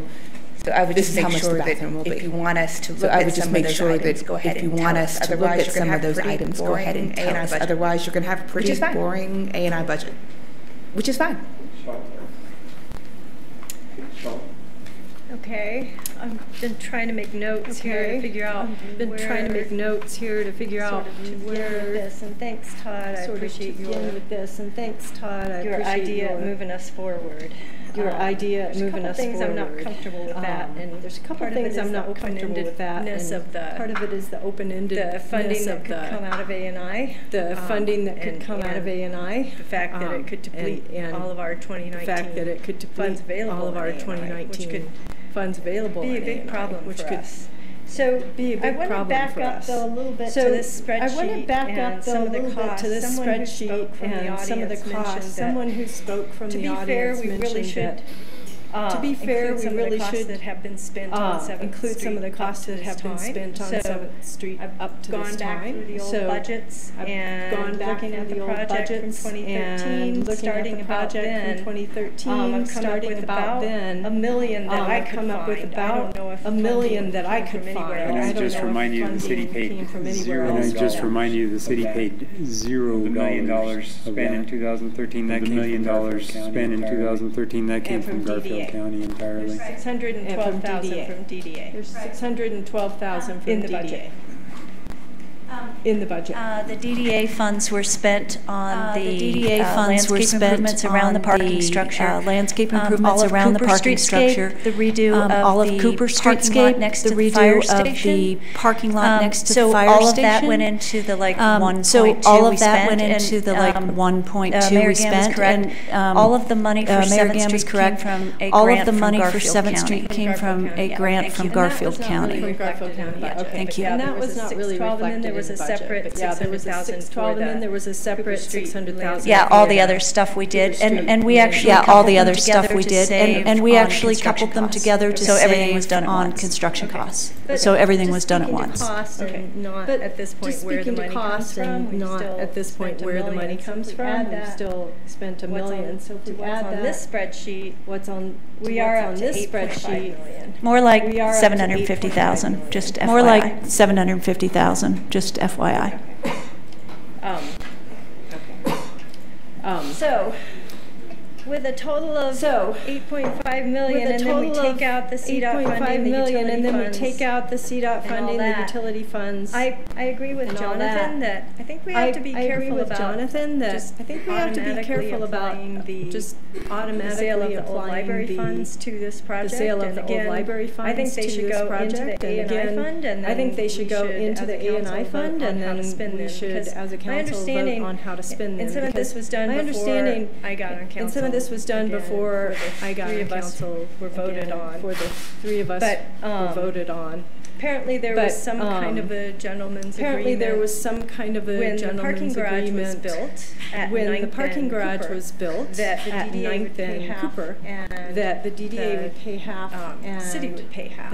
Well, the DDA's half. City would pay half. Portions of that came from a loan from the fleet fund. Portions of that came from a loan from the fleet fund. And there was kind of an agreement, well, if the old library is sold, if the old library is sold, from the fleet fund, we'll pay back that loan from the fleet fund. Before the library is sold, that fleet fund loan was repaid. But not from the old library sale funds. But not from the old library sale funds. In my perception anyway, in my perception anyway, if we're paying back the fleet, if we've already paid back the fleet, if we've already paid back are we forgiven the loan to the DDA? Are we forgiven the loan to the DDA from the fleet fund? Out of that fleet fund, it's just been wiped. It seems that it's either that 900,000 from the sale of the old library needs to go to the fleet fund to cover that, as was part of that gentleman's agreement. That money needs to come to the city and be that money needs to come to the city and be evaluated. It seems to be double dipping that it should also. It seems to be double dipping that it should also without having a assumed to go to the DDA without having. I would like to have that conversation about where I would like to whether have or that not conversation that 900,000 goes whether to or the not 7th that Street 900,000 goes to the 7th Street project. Either way, it looks. Either way, if we take the million that's included in here already from A&I for 2018, 2.8 million, I guess. It's still 2.8 million, I guess. To fund the gap on this project. Needed to fund the gap on this project. And I'd like to have a real open conversation on where that comes from. Open conversation on where that comes from, because I don't think it's shy about saying that. I haven't been shy about saying that. I agree that 7th Street needs to be beautiful. I agree that 7th Street needs to be beautiful, and I love spending time down there. I was down there on Friday night when the music was playing. 20 years ago, but I also remember, we had dances under the bridge. 20 years ago when we had dances under the bridge. Without spending $8.5 million. Without spending $8.5 million. I mean, you can have community events and community events and community gatherings without over-the-top spending. And I agree, the project on 7th Street that was done in 2013 in front of the Hotel Denver and in front of the Hotel Denver and in front of the Lucy's and Pullman on those two blocks. Juicy Lucy's that was a great project on those two blocks. It enlivened it. That was a great project, and yes, it enlivened it. Because prior to that, but the changes that have been made on 7th Street, but the changes that have been made on 7th Street, that was a reasonably priced project. That was a reasonably priced project for $600,000 to now all of a sudden we're talking about. Now all of a sudden we're talking about 5.8 if you take out the utility work. 5.8 if you take out the utility work. Where do we draw the line to what's reasonable and what's not? Where do we draw the line to what's reasonable and what's not? And have a different opinion. Have a different opinion. That's a reasonable amount of money to spend. That's a reasonable amount of money to spend to get the type of community gathering place that we want. We will agree to disagree on that on this council, but I do think we need to have honest discussions about where the money comes from. And I would not be able to support a measure that hamstrung all of our funding in A&I, that we need to pay for park upgrades, that we need to pay for park upgrades, we have a lot of erosion at the confluence of 3 Mile. We have a lot of erosion at Veltis Park. We have a lot of erosion at Veltus Park. We have streets that have not been maintained in years because there's been a lot of money going into downtown and going into the bridge project. You know, we've been focused on that. I'd like to see us get back to some of the basics. I'd like to see us get back to some of the basics that we as a city should fund. And funding, taking care of our parks. Let's do some work over on 6th Street. Let's do some work over on 6th Street. Let's do some work on our normal streets and a state of repair that we can be proud of. A state of repair that we can be proud of in our neighborhoods and our community as a whole. My view on it. Thanks. That's my view on it. Thanks. Thanks, Mike. Yeah, a couple things. First, I want to address comments that there was some gentleman you made. There was the I don't have the name. I'm not sure if he's still here, but I will address his comment. I'm not sure if he's still here, but I will address his comments. He talked about maybe closing the streets at least for maybe it's on the weekends or something like that. Maybe having a situation where people can maybe having a situation where people can beverage of choice and wander around in that area. Those are excellent suggestions. In that area, those are excellent suggestions. We have had some discussion, and we're looking at that very hard. And we're looking at that very hard, and really try to get that done. We're going to get that done. Really try to get that done. Roads and streets, that was mentioned. Roads and streets. What we're talking about on 7th Street, in my view. What we're talking about on 7th Street, in my view, and A&I, isn't going to do anything to repair our streets. Now, we need to repair our streets. Now, we need to repair our streets. We need to do it. It's going to be expensive, and we need to do it. We've got input from the citizens. That's very high on everybody's our list of things. It's very high on our list. And we will be proposing to the streets are an embarrassment and the bathrooms are an embarrassment. The streets are an embarrassment and the bathrooms are an embarrassment. A few of you that spoke to restrooms. A few of you that spoke to restrooms. To me, when we see this budget, it's not going to be splash pad or bathrooms. It's not going to be splash pad. We can't find a way to have bathrooms and a splash pad. Then shame on us. Exactly when they're built. They're not going to be porta potties. I know exactly when they're built. They're not going to be porta potties or the kind of restrooms you can be proud of, just like the kind of restrooms you can be proud of, just like the kind of downtown we're going to have on 7th Street that we can be proud of. That was to give you some feedback. I was paying attention. To give you some feedback. I was paying attention. I'll just tell you where I'm coming from. I'll just tell you where I'm coming from. I'll put it this way. I'll put it this way. Todd Leahy's quasi-motion had been a real motion, I would have seconded it. Quasi-motion had been a real motion, I would have seconded it, and I'll tell you why. Jonathan makes good points.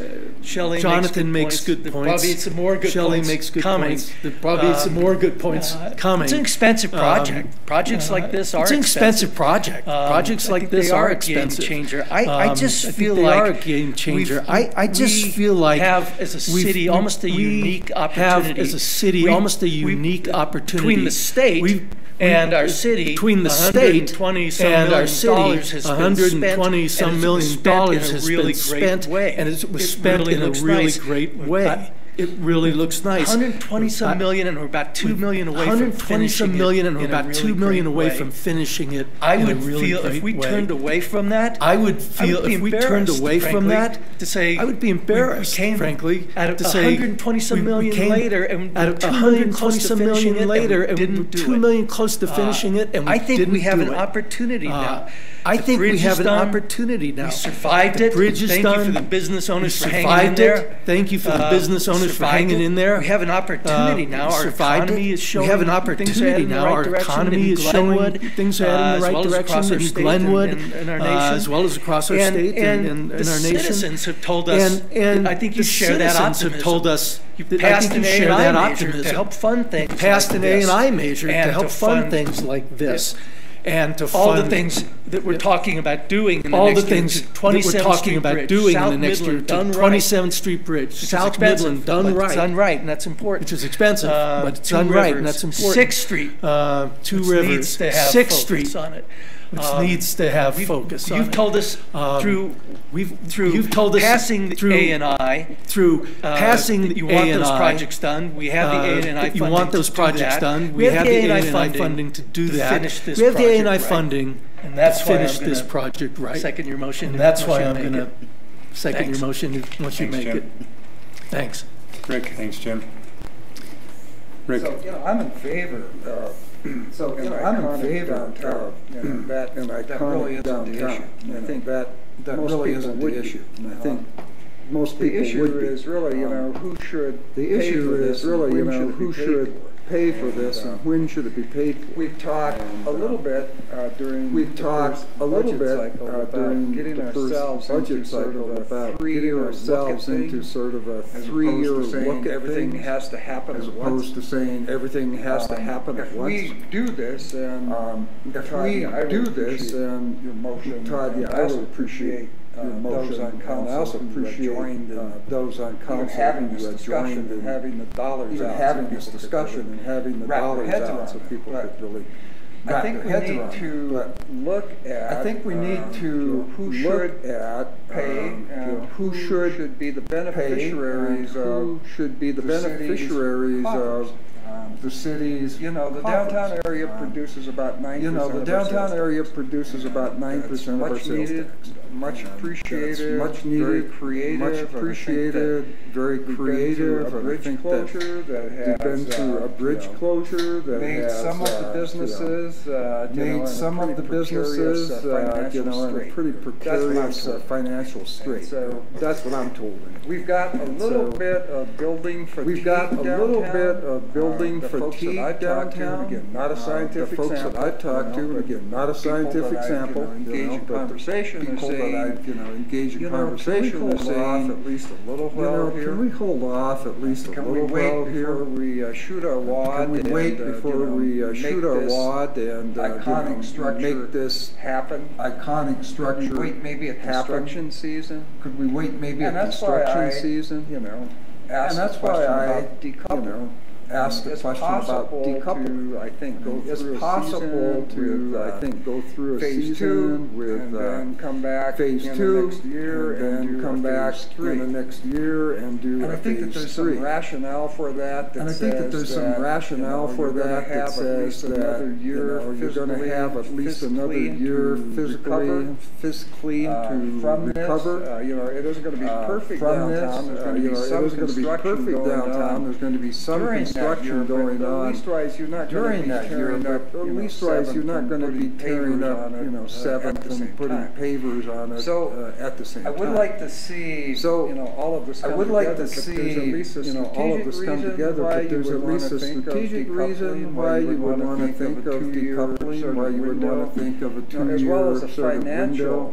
As well as a financial sort of reasoning behind that, because if we do this, if we spend all of our A&I money next year, that means nothing else basically gets done in this town that would require A&I money. And there are many needs, you've all heard me say we have $100 million worth of great ideas and about this proverbial $4 or $5 million every year that we can use to address it. I know that we're not going to make the decision tonight. I know that we're not going to make the decision tonight, but I'm hoping that in our budget discussions discipline ourselves to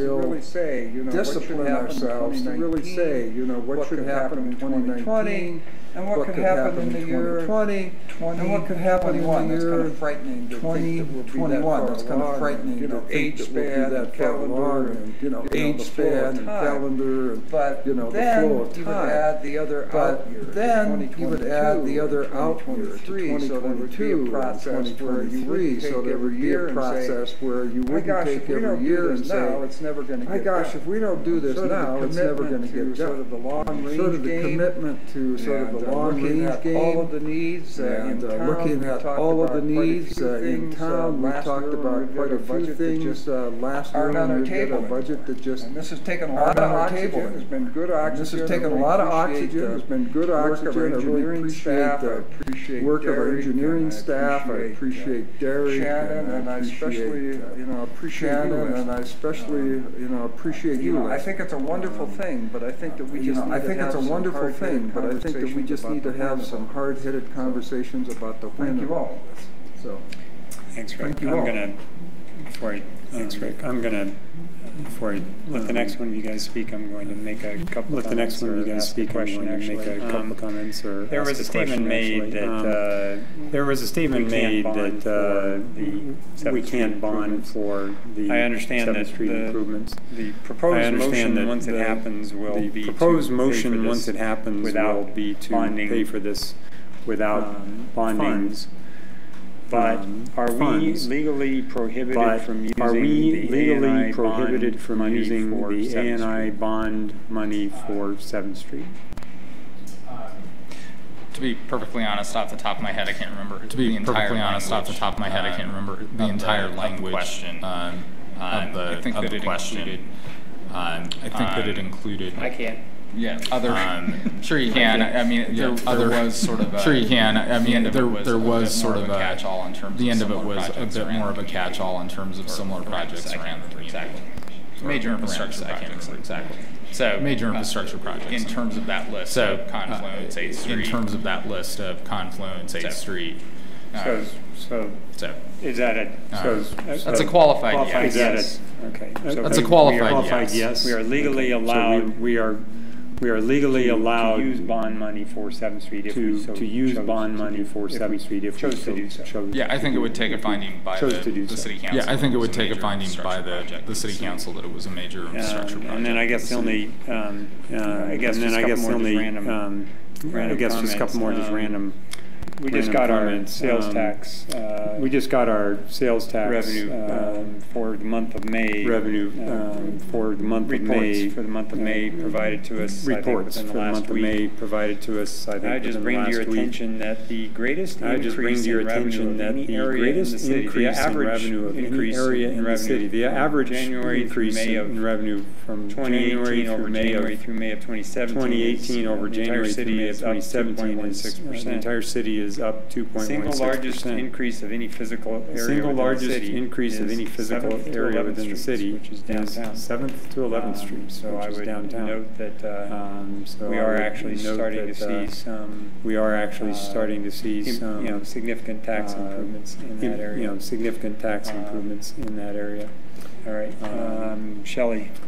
All right, Shelley. Thank you. Thank you.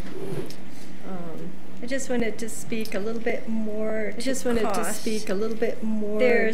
idea put forth that these monies don't compete with other projects. I want to bring up one example from as we were at the end of last budget last fall, at the end of last summer, 2018 last fall, there was a street project that's been in design and planning and ready to go. On Red Mountain, designed and ready to go in the 9th, 10th Street area. We also, in the 9th, 10th Street area. In that same area, we had a petition come to council. In that same area, we had a petition come to council from the neighborhoods in the Red Mountain neighborhood. 12th Street, just a few Red Mountain couple of months ago. But in particular, that project on Red Mountain has been designed and planned with the community 2 or 3 years for. That was in the list of projects to be funded by ANI last year. And I was really hoping it would go forward because I know people that live on those streets, and I know how bad those streets are. And that project was not funded. And that project was not funded. Primarily, because the biggest project that was funded in the ANI capital projects this year in the ANI capital projects this year for this project. So the idea that it doesn't compete, really not a fair statement. It definitely really not a fair statement. It definitely competes for funds. We have limited funds in the city and projects that need to be accomplished. Projects that need to be accomplished. I'd also like to point out that we had $300,000 adopted in our adopted budget to come from the DDA to help pay for the 7th Street project. Now, to help pay for the 7th Street project. Now, I believe they have asked us for that money back. We have yet to have that discussion on council and money will go back to the DDA, but I know that was requested. Money will go back to the DDA, but I know that was requested. And I guess I have a to go back. And I guess I have a on this project. I have to wonder that DDA on this project is that tax. DDA has income now of just under $700,000. Income now of just under $700,000. Seems to me that that's enough money that they could help. Seems to me that that's enough money that they could help fund significant portions of this this project, especially over a 2 to 3 year period. This project, really especially over a 2 to 3 year period. For downtown, they're really committed to this. I would like to see some funding come from the DDA. I would like to see some funding come from the DDA for this project. And the other big piece that we haven't talked about is the city has estimated that we're going to have about $114,000 a year in additional maintenance and the elements of to this project and the elements of the pavers, the water features and the pavers and everything else, the landscaping that needs to be maintained here. Once again, the mission of the DDA is to create the list of projects and use their create the list of projects and use their to help pay for those funding to fund those to help pay for those projects. And fund those projects. I think we need to have a very honest conversation on who's going to pay for that conversation right now who's going to pay for that maintenance, because right now the city already pays. Or Steve, I'm just wondering, or Steve, how much do I'm just wondering, how much do we right pay now in 2017, right now in 2018? How much is our extra downtown maintenance just for downtown? I don't think we know what we'll end up paying for 2018. We're anticipating budgeting $250,000 for downtown maintenance in 2019. It does not include these new numbers. It does not include the new numbers. And that includes what? Brian, is Brian still here? Brian, do you kind of break down? I know we're still kind of sorting. I know we're still kind of sorting. I don't know if we can give you a really accurate answer. I don't know if we can give you a really accurate answer. It's for the downtown. It's for maintaining. It's for the downtown. It's for cleaning, maintaining the flowers, cleaning the elevator, cleaning the sidewalks, the streets, cleaning the sidewalks, the streets, power washing. Which I will agree, it serves all of the city. But duty is to keep the downtown nice for the duty is to keep the downtown nice for the and attractive for tourists. Right. Correct. Okay, and tourists. Okay. And I'd ask Brian to work on it, but he hasn't had enough. And I'd ask Brian to work on it, but he hasn't had enough time to fully vet it. My point is, I think we need to have a conversation on. My point is, I think we need to have a conversation on. Because if we're getting up to $360,000 a year in $360,000 a year in specific maintenance for a lot of visitor amenities. For a lot of visitor amenities, I think we need to start talking about some cost sharing on some of that, because we have maintenance in our parks roadways too, trails and things, right? Other roadways too. Yeah, if you want that breakdown, so we currently spend. If you want that breakdown, so we currently spend $167,000 made up of about maintenance. That's made up of about majority of which is maintenance, trash, portalets, and landscaping, and out portalets and elevators. $114,000. This $114,000 between which is broken down between the water features, about $7,100 for additional landscaping and additional landscaping, maintenance, snow and general cleanliness of the area, and that will make up about 40%. That will make up about 40% all phases are added. The downtown maintenance once all phases are added on. And then does your department also run the maintenance does your department also run the maintenance on parks in the rest of the city? Trails and parks in the rest of the city.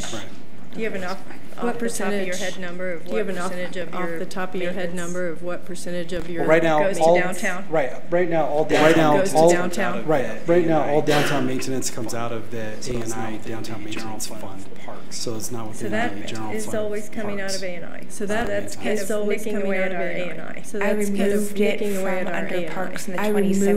from under parks in the 2017 budget. Because we knew we don't want to build anything beautiful, and we don't want to build anything beautiful and not maintain it. You don't have something beautiful in 10 years. So I don't have something beautiful in 10 years.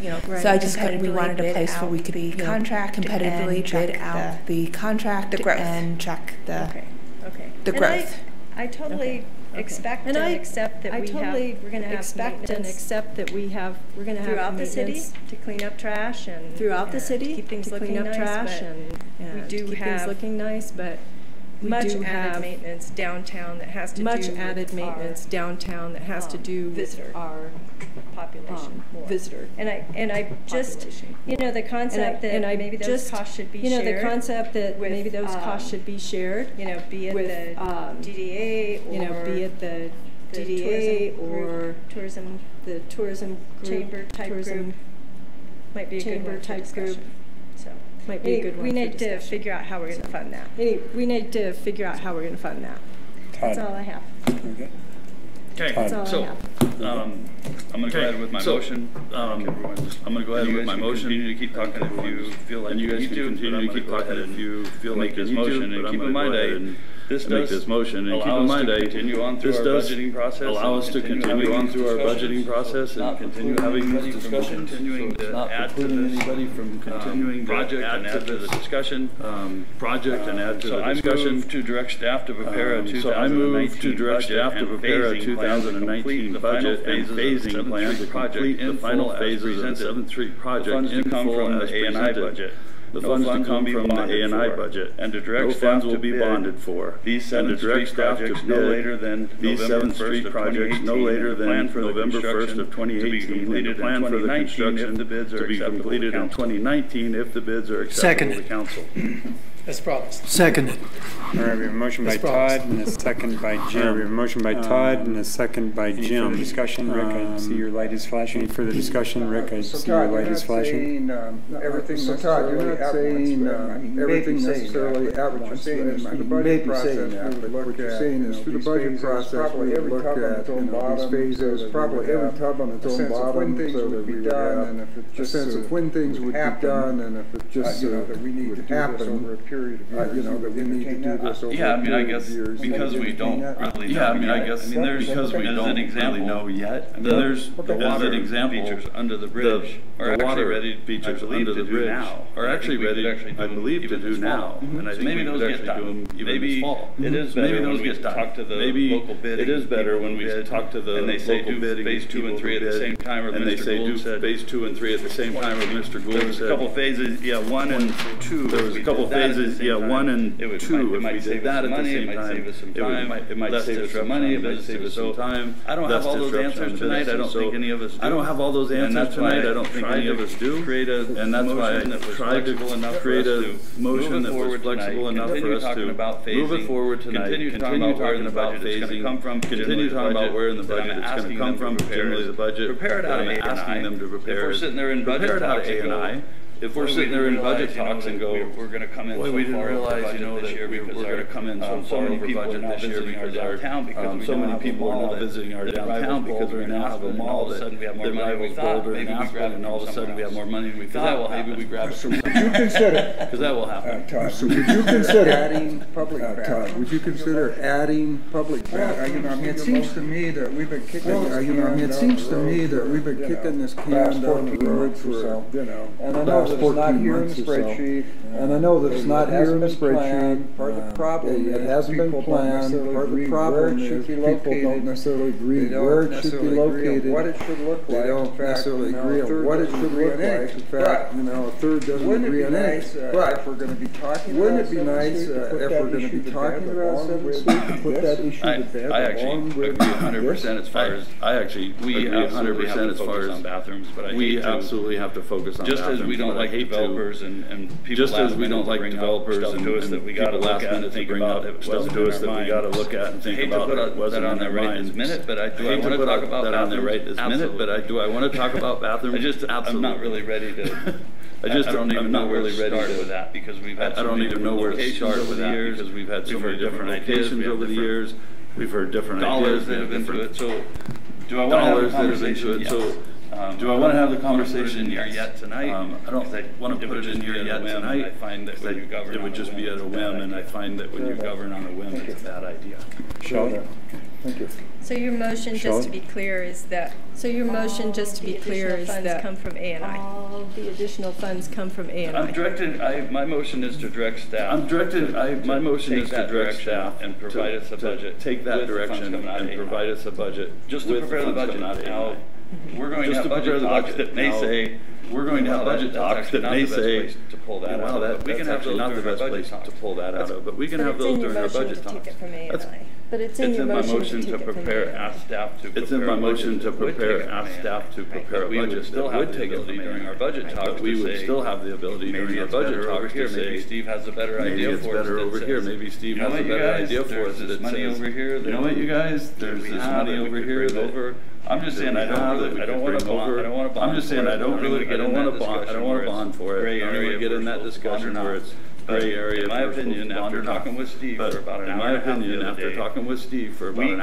the other day, we can pay for this out of A&I if we need to. So I'd like to see what that budget looks like. If we as a council during our budget talks, if we as a council during our budget talks decide that that isn't the thing to do, this is, I believe, flexible enough. You know, it's not hardcore as far as what I just said. I don't believe. It's not hardcore as far as meant to be. What I just said. I don't believe. But we got to start. We got to move forward or not. But we got to start. We got to move forward or not tonight. You know, we got to move the ball tonight. And we need to get the project done. Or again, or not. And we need to get the project done. I do agree. Hopefully that's a fair. Anyway, motion to. Hopefully that's a fair motion to move us forward.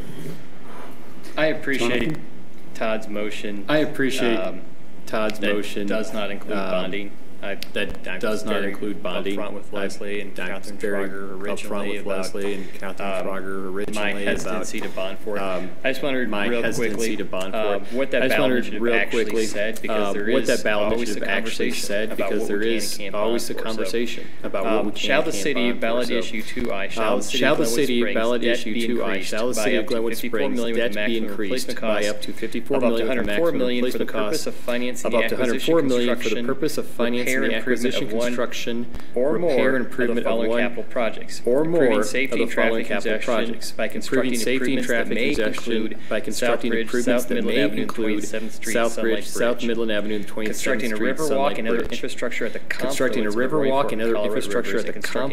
Roy Fork and Colorado Rivers, and constructing a gateway to Glenwood by making streetscape and other improvements. I want to read that. I'll probably read it again in the future. I want to read that. I'll probably read it again in the future. Direct people that it did pass by a 2-to-1 margin. People that it did pass by a 2-to-1 margin, 67 to 32%. Based on that language, citizens voted based on that language, and I think that because we are able very good because we had a very good flexibility for us in the wording, created flexibility for us but when in it the wording. Says may include, but when it says one or may more, include, yes, that one technically or more, creates yes, the that room technically to be able to do other things outside the to things be able mentioned. To do other but things I would outside say the that things mentioned. We've had conversations but about I would saving say that and escrowing. We've had conversations about saving and escrowing because we don't know when it's going to happen or how about 15 million for Southbridge. So if we spend 15 million for Southbridge, 15 million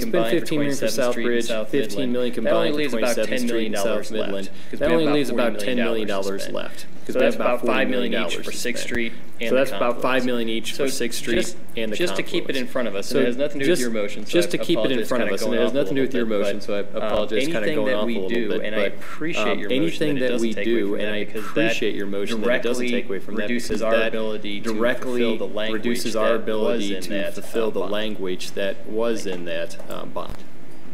Thank you. Steve. I was just going to comment. Back about adding several comments. I think, about adding bathrooms. We all support bathrooms downtown. We all support bathrooms downtown. Figure out how to make that happen and figure out how to make that happen and have it. Could not be included in this motion. It could not be included in this motion. That we've been discussing here this evening is here this evening. The plan is there, the engineering's there, it's ready to go. The plan is there, the engineering's there, it's ready to go. It's as close to shovel ready as any project we've got in town. Bathrooms are not part of that. We don't have a place. We don't have a plan. We don't have a place. We don't have engineering. We don't have a contract. So I think we should continue to try to move that discussion forward. So I think we should continue to try to move that discussion forward. Todd, to clarify. But it's not part of this. Your motion does not drag this project out for years. Your motion does not drag this project out for years. My motion is to have the bids no later than November 1st, which I did confirm. No later than November 1st, which I did confirm with Derek, no later than November 1st. So no later than November 1st. The construction to be done in 2019. The construction to be done in 2019. We've got assuming we get acceptable bids in. We've got engineers estimates, and I'm not knocking anybody. We've been through this game before, and I'm not knocking anybody in the room who might have put an engineering estimate that didn't come in accurate. Bridge over here by the high school. I believe we were bridge over here by the high school. 100% off. I can't remember, but it was a lot. 100% off. I can't remember. We have this great project. So I'm really hoping these are the accurate numbers. I'm really hoping these are the accurate numbers. If they're accurate numbers, if it comes in twice as much money as what we're thinking, if it comes in twice as much money as what we're thinking, because now we got a problem. We got to discuss this. Because now we got a problem. Yeah, I'd like to move this. To me, my motion moves. I'd like to move it. This to me, my motion moves us forward. Let's get the bids out there. Let's see what the bids come back at, and if we can afford to do it, more discussion in 2019. But we still have more discussion coming. Where's the money going to come from? Budget discussions. Where's the money going to come from? We have bid discussions. We can't go out to bid until this council says. We can't go out to bid until this council says. These are the numbers. Yeah, if this is the these are the numbers. I don't think we want to waste doing this time going out to bid. I don't think we want to waste any time going out to bid. Building this. Unless we have a council who's serious about building this. If our numbers, I fully support your motion, and I fully support your motion, and I would only hope that we can get this project completed in 2019. That we can get this project completed in 2019. We are all in this construction project very weary, and we need to put a bow on it. We need to put a bow on this bridge project. We need to put a bow on this bridge project, and 7th Street is part of that. In my mind, we cannot continue to drag this out year after year after year in phases that continue to continue to pain linger, to just make this pain linger. If you let me just finish that, and then I'm going to be done talking to you guys. Let me just finish that, and then I'm going to be done talking to you guys. And you guys can Jim, vote on my motion. You actually said it better than I could have said Jim, it. You actually said it better than I could have said it. We were $125 million project. After a $125 million project, years and years and years of community participation and community in a bridge project that I think generally far exceeds everybody's expectation. Generally far exceeds everybody's expectation. Everyone that I talk to is just like, wow, and we're a couple $2 million away from finishing strong. And we're a couple $1 million away from finishing strong on the map, which is where I think it should be. To me, this is one of the best cities in Colorado. To me, this is one of the best cities in Colorado. Missing that gathering space. We were missing that gathering space. We were missing that community space where you had that sense of enjoying each other's company, and that happened this weekend. Enjoying each other's company, and that happened this weekend at that band. It was just really, really a neat feeling. We're so close to finishing this thing, and we're so close to finishing this thing, and really being on the map. 9% of our sales taxes downtown. Ricky mentioned that 9% of our sales taxes downtown, but I got to think 90% of the tourists travel to Glenwood Springs 90% of the tourists travel to Glenwood Springs because of our downtown and because of what's in our iconic downtown, meaning the Hot Springs pool, now with iconic hotels that we have. Now with Mr. Beckley doing what he's done with another hot spring opportunity. We've got a destination in and of ourselves. We've got a destination in and of ourselves. And to finish this thing right over a couple $1 million on a $125 million project is what needs to happen. To me, that's just what needs to happen. So I'm done talking. I'll wait for my push my button. Thanks, Mike. Actually, Councilman Davis asked. Thanks, Mike. Actually, Councilman Davis asked the questions already that I was interested in, so I don't need any more time. Thanks. Just to clarify, and people tell me a lot of things, but I understand where Plum is in the location that is just north of the location that is just north of the grind. Yes. And has been. I guess what I like to see us do is make a decision. It doesn't have to be a disciplined decision within several months. Would say because otherwise we'll be doing 14 months. Because otherwise we'll be doing 14 months, 16 months later. Second point is just to clarify Todd's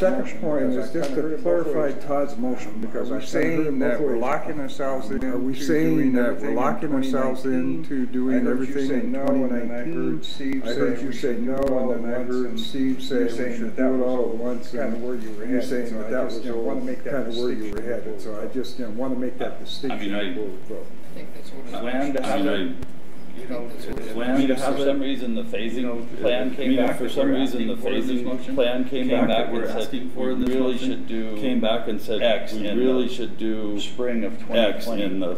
I think we spring of 2020. The experts and say we should really take the advice of the experts and say we should really do it then.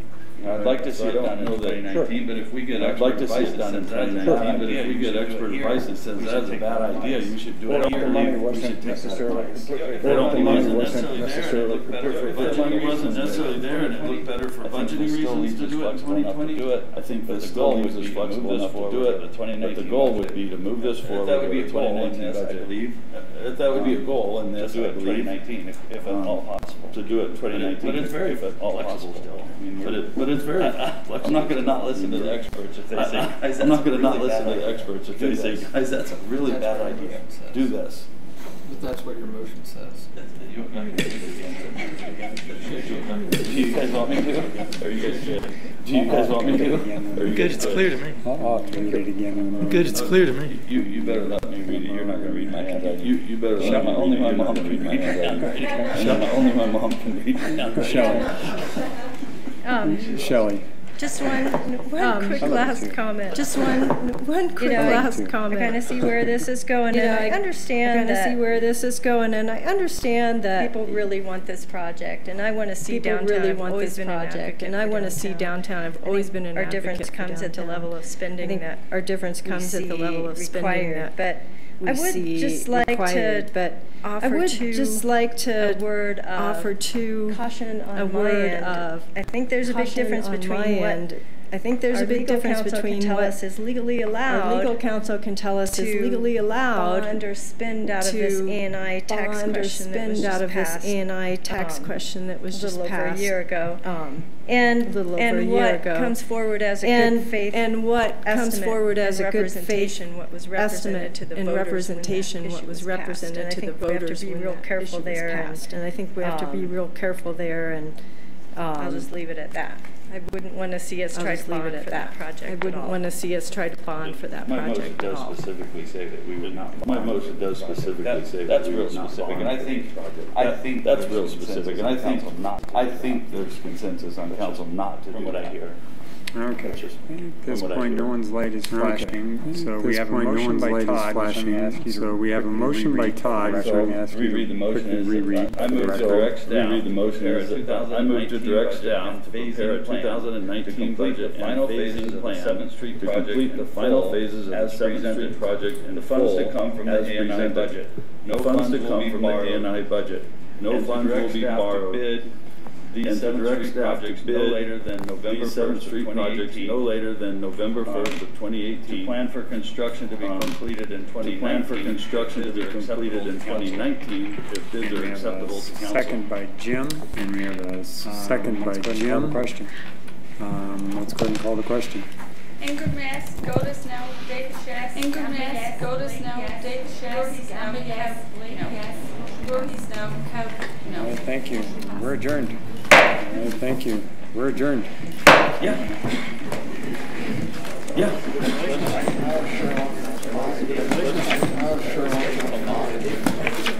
Let's go till 9.